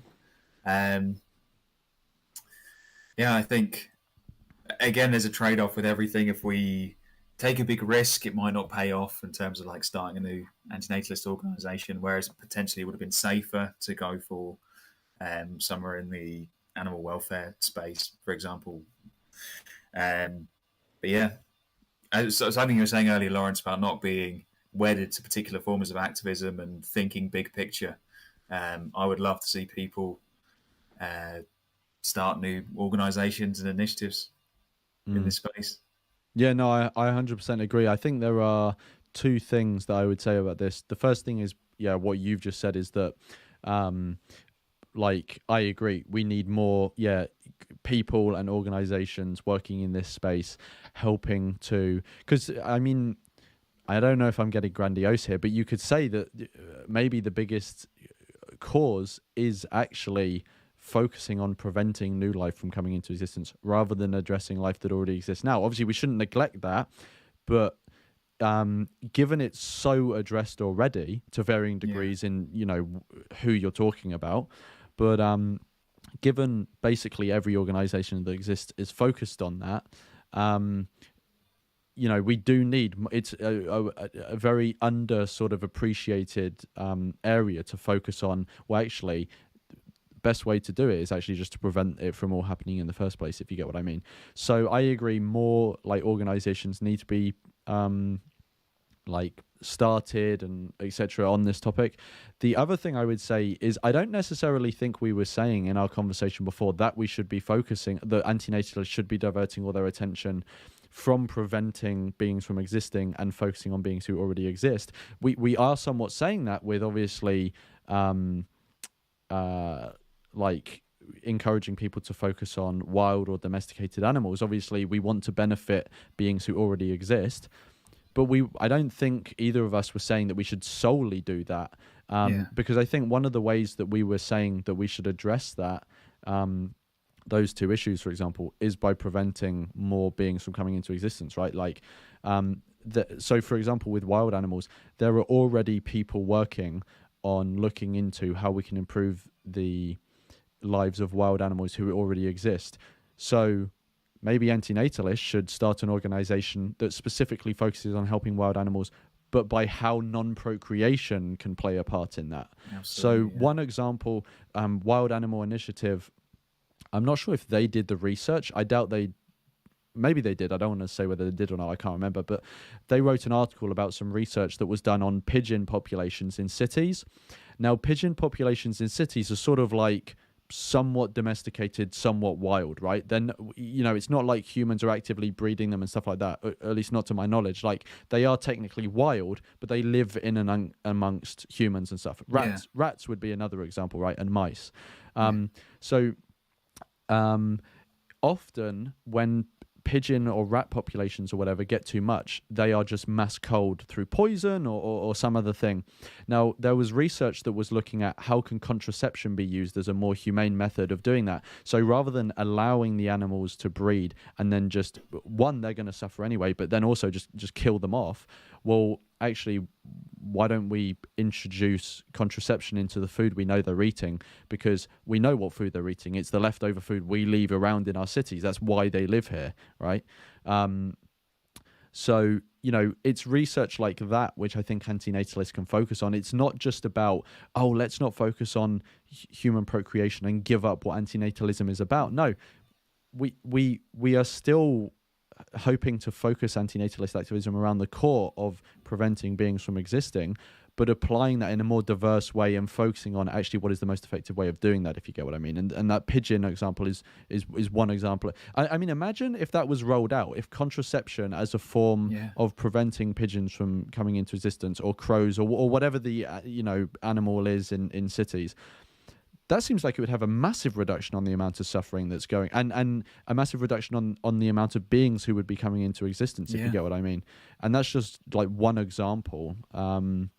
So, yeah, I don't think we were saying just to focus on beings who already exist. You know, antinatalists should be, you know, still primarily concerned with how we can prevent beings from existing. But yeah, I don't know if you have any other thoughts on that. No, I agree, 100%. Cool. So the next question. All right, nice one. So, so effective altruism seems to be pussyfooting around the subject. And for anyone who doesn't know what that means, it means like beating around the bush, not going directly to the point. You're sort of like tiptoeing around it. So effective altruism seems to be pussyfooting around the subject of telling procreators. So if effective altruism was applied to antinatalism, the way we were talking about it, it seems to be beating around the bush and not just telling procreators what they're doing isn't right, and that it's and actually introducing EA into antinatalism is an unacceptable distraction from that. So what do you think about that? I'm not sure I understood the question, sorry. So basically at the moment, antinatalism, the way it's going, it seems like it would be going in the direction of essentially communicating to people procreation is wrong and you're doing something wrong by doing that. And EA is saying, well, actually, we maybe should be trying other ways of preventing beings from coming into existence. And the person who left this comment, unless I'm misrepresenting them, I'm so sorry if I am. They're saying that this is just a form of like pussyfooting around the issue. We should be going to procreators and telling them the moral argument and saying, no, what you're doing is wrong. And not doing that is kind of maybe letting antinatalism down or something like that. I'd be happy to push whichever message is most effective. I think there's some evidence that suggests with vegan outreach that it is very helpful to have vegans who say this is the moral baseline, and it creates a sense in oneself of this is a justice issue, and I'm not going to go back. And it's certainly you and I, Lawrence, never. Well, I mean, you might do, but we, don't sneak animal products on the side or think, well, I've done my, Oh, well, you don't have days off? No, I'm joking. Oh, I told you not to mention it, and you just mentioned it on stream. No. But we like having that firm stance has got a ton of benefits, but also that things like veganuary and meat-free Mondays and this kind of thing can help in terms of like a first step. So I don't really know. I wouldn't worry about pussyfooting around the subject if it was more impactful without violating other norms, like being deceitful or something like that. I think that antinatalists, and partly this is to do with like not wanting to be of wanting to what's the word I'm looking for, to show antinatalism in a more positive light. I think proudly saying that we are antinatalists and that we think it's wrong to create sentient beings is important for movement building. It's important for not being accused of a bait and switch, saying, no, we just care about animals, but actually, we want you all to stop procreating. But that said, yeah, whichever method's more effective. I wouldn't worry about pussyfooting if it turned out to be more impactful. Yeah. I just I think I wouldn't label it as pussyfooting, to be honest. Like I do get that like there will be a place for some people to just fucking put the pedal to the metal and just say what you're doing is wrong, etc., etc.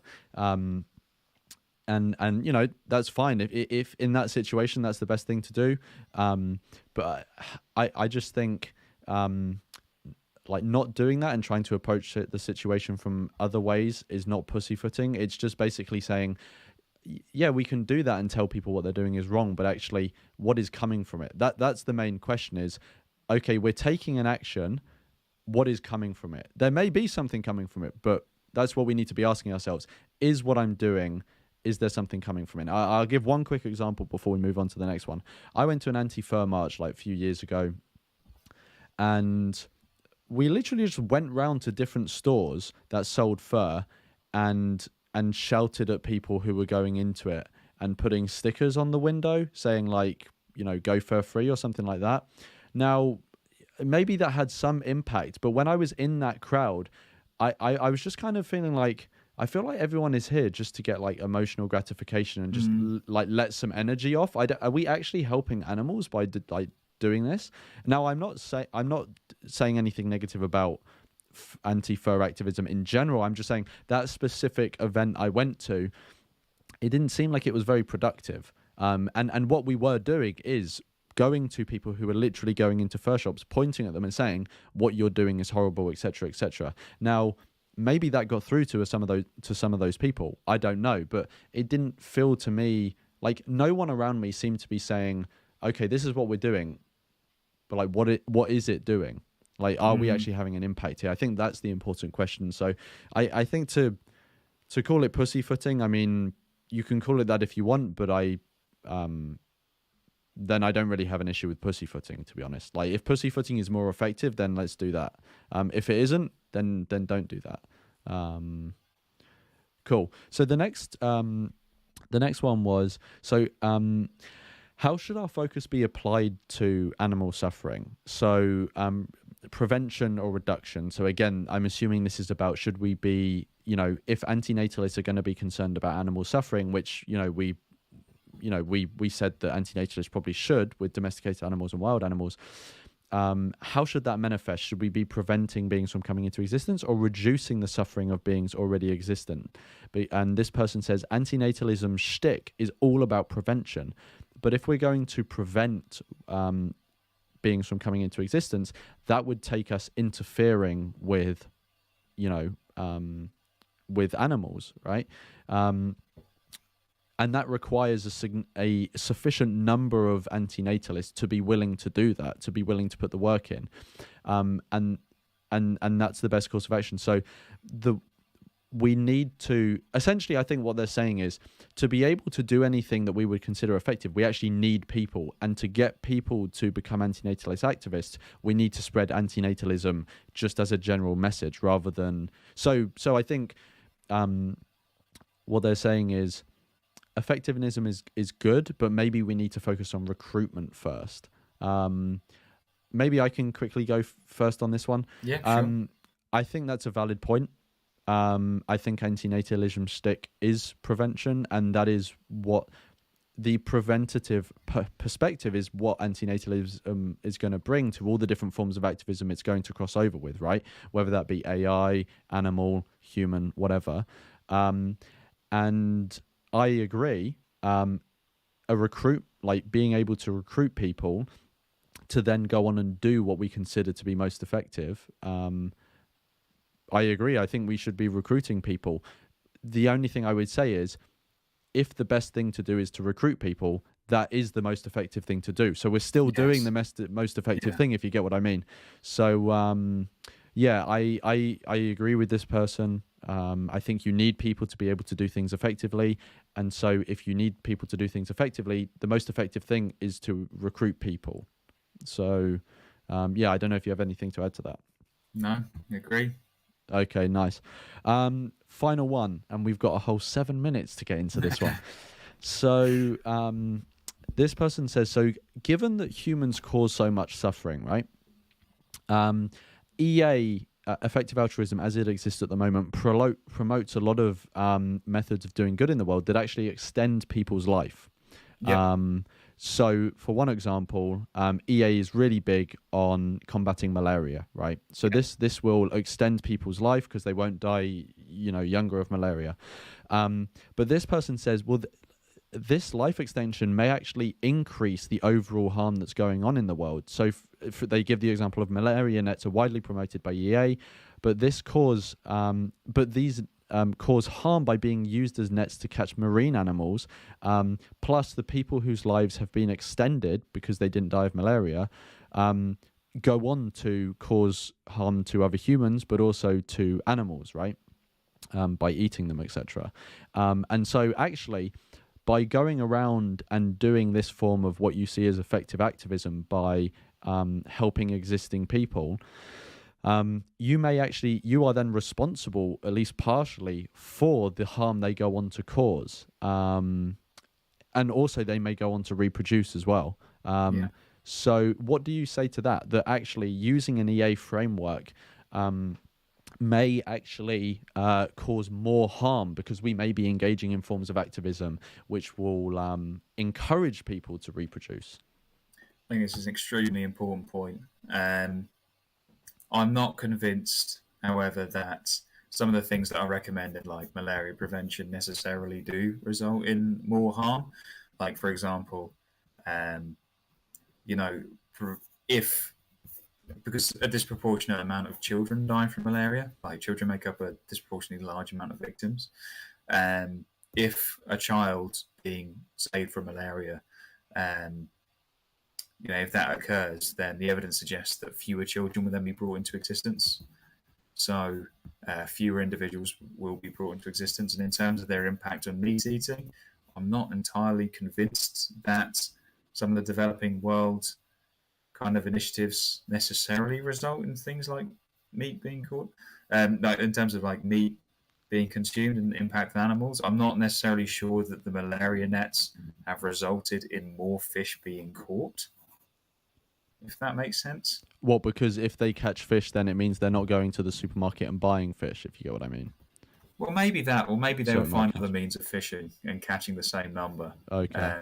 Malaria might be a more efficient way of doing it, but it doesn't necessarily mean that they would have caught more. Like if you need 10 fish to feed your family, I'm not sure that having a malaria net to catch 10 fish in half an hour rather than 2 hours has necessarily resulted in more impact from that particular example.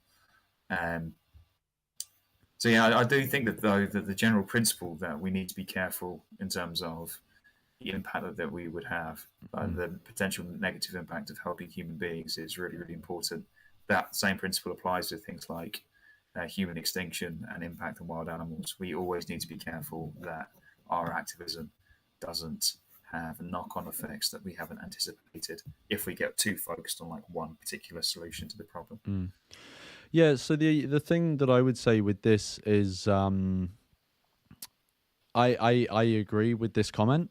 Like, there are forms of activism that could be perceived as effective, but actually there are things that there are consequences of that activism that we're not taking into account that could mean that actually we're causing more harm. Like, that seems very obvious to me, very sensible point. I agree with that. Absolutely. And as like in response to that, I would say, well, even though we're applying the EA model, even if antinatalists want to apply the EA model to antinatalist activism, it doesn't mean we have to swallow everything EA do hook, line, and sinker. Like, maybe we want to improve the way that EA evaluates what is the most effective thing to do, right? So we don't have to be like a conjoined twin with EA. We can reinterpret EA and be a sort of breath of fresh air. And maybe we will come up with more effective ways of finding out what is the best thing to do. And then maybe the wider EA movement will adopt that. If they see us doing it and you know, they think that's sensible. Like, for example, I don't think it's very widely accepted in EA that actually preventing beings from existing in the first place is an effective way of preventing suffering, right? If we start to popularize that, maybe the wider EA movement will then take that on board. So, and which I think would be very good, right? So, I agree with what this person says, but I don't think it's a reason to be skeptical of introducing fucking hell, EA ideas. It is. I think it's a reason to build upon what EA are doing, because I think the sort of the grain that they've got, the sort of the nugget of EA that it's all built around seems good, right?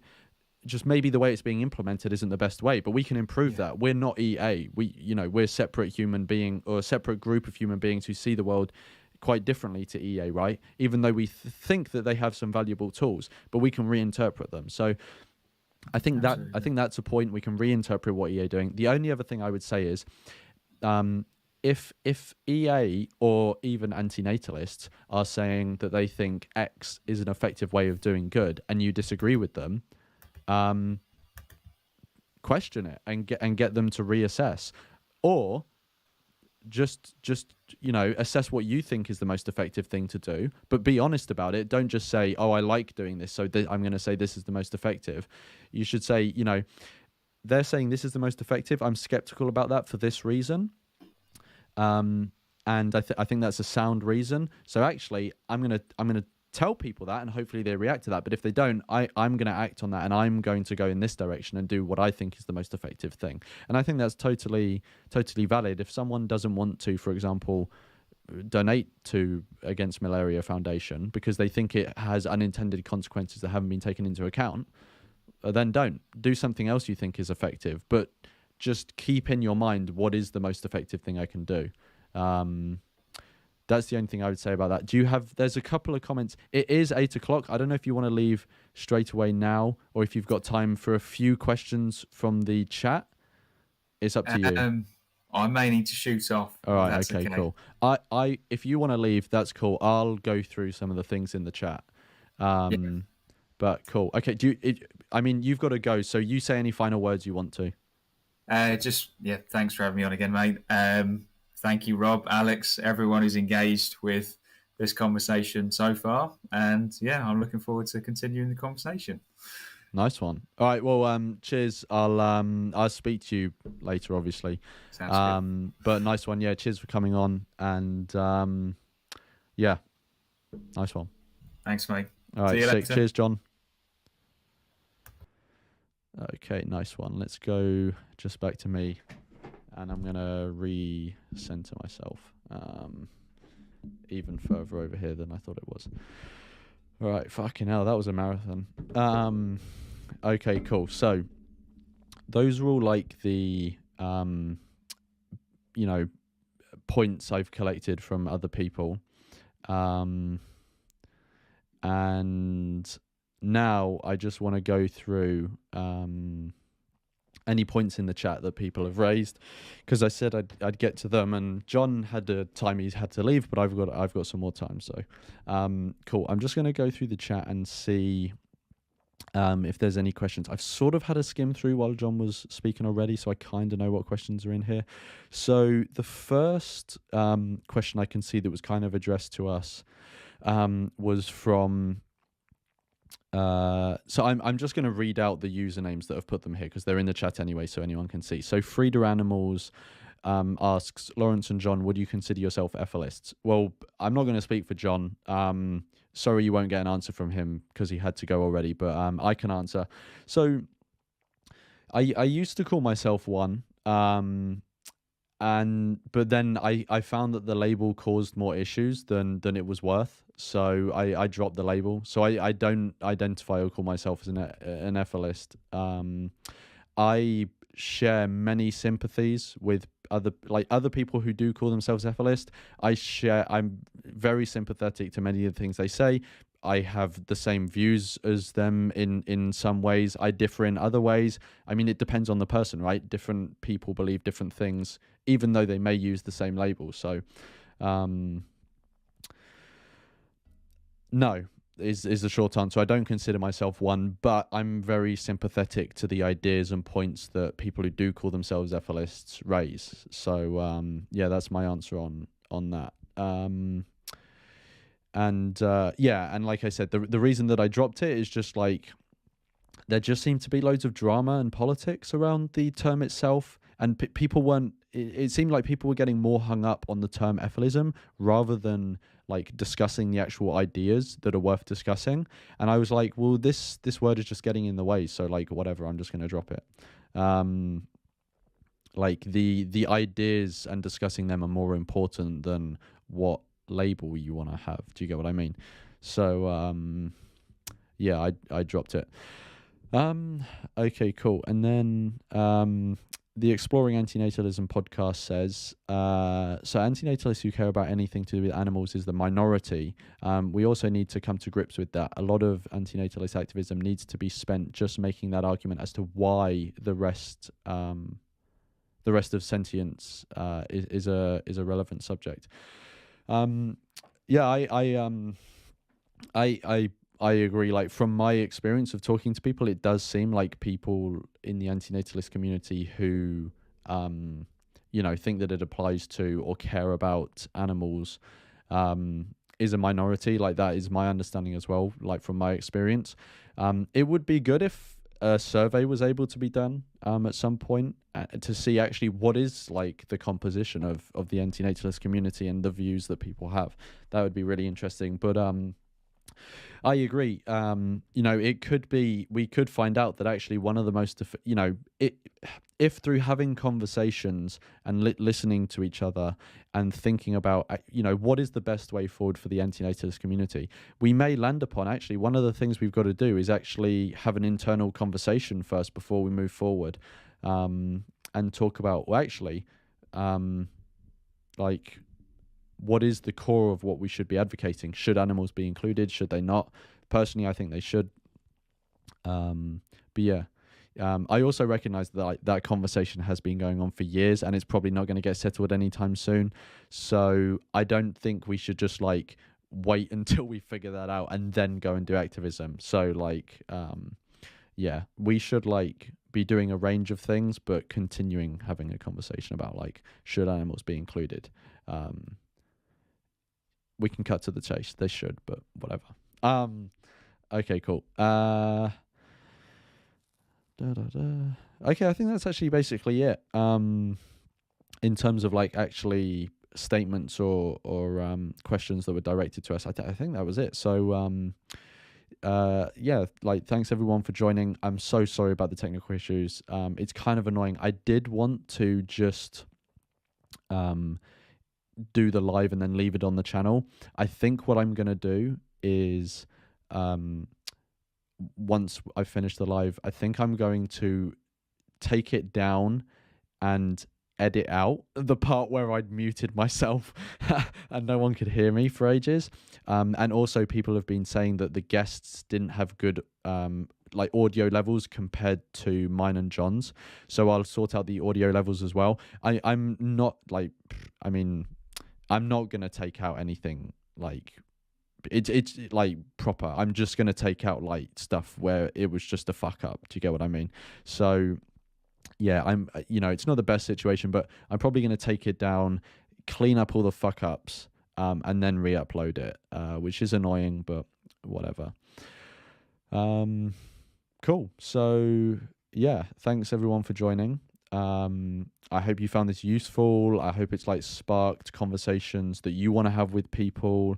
Again, one thing I want to reiterate, which I said at the start, is like, again, I can't speak for John, but I think he feels the same. Like, nothing that we were saying is trying to be prescriptive and like dogmatic and like this is the way things must be done. You know, it's like I think all we want to do is just really encourage a conversation in antinatalist circles of thinking about essentially centering in our conversations effectiveness. What is the most effective thing to do? And I know that using the word effective over and over again, you kind of use it so much it becomes a meaningless word, but basically all we want to do is like, we all want to make the world a better place, right? Through the lens of antinatalism. How can we best do that? That is literally what we're trying to say, basically. So yeah, continue the conversation. Raise any points you want to raise in the comments, but wait until I re-upload it, because if you leave them now, the comments will be erased. But yeah, I think that's it. So cheers for joining again. And if you celebrate, you know, the new year, happy new year. I hope 2023 is better than 2022.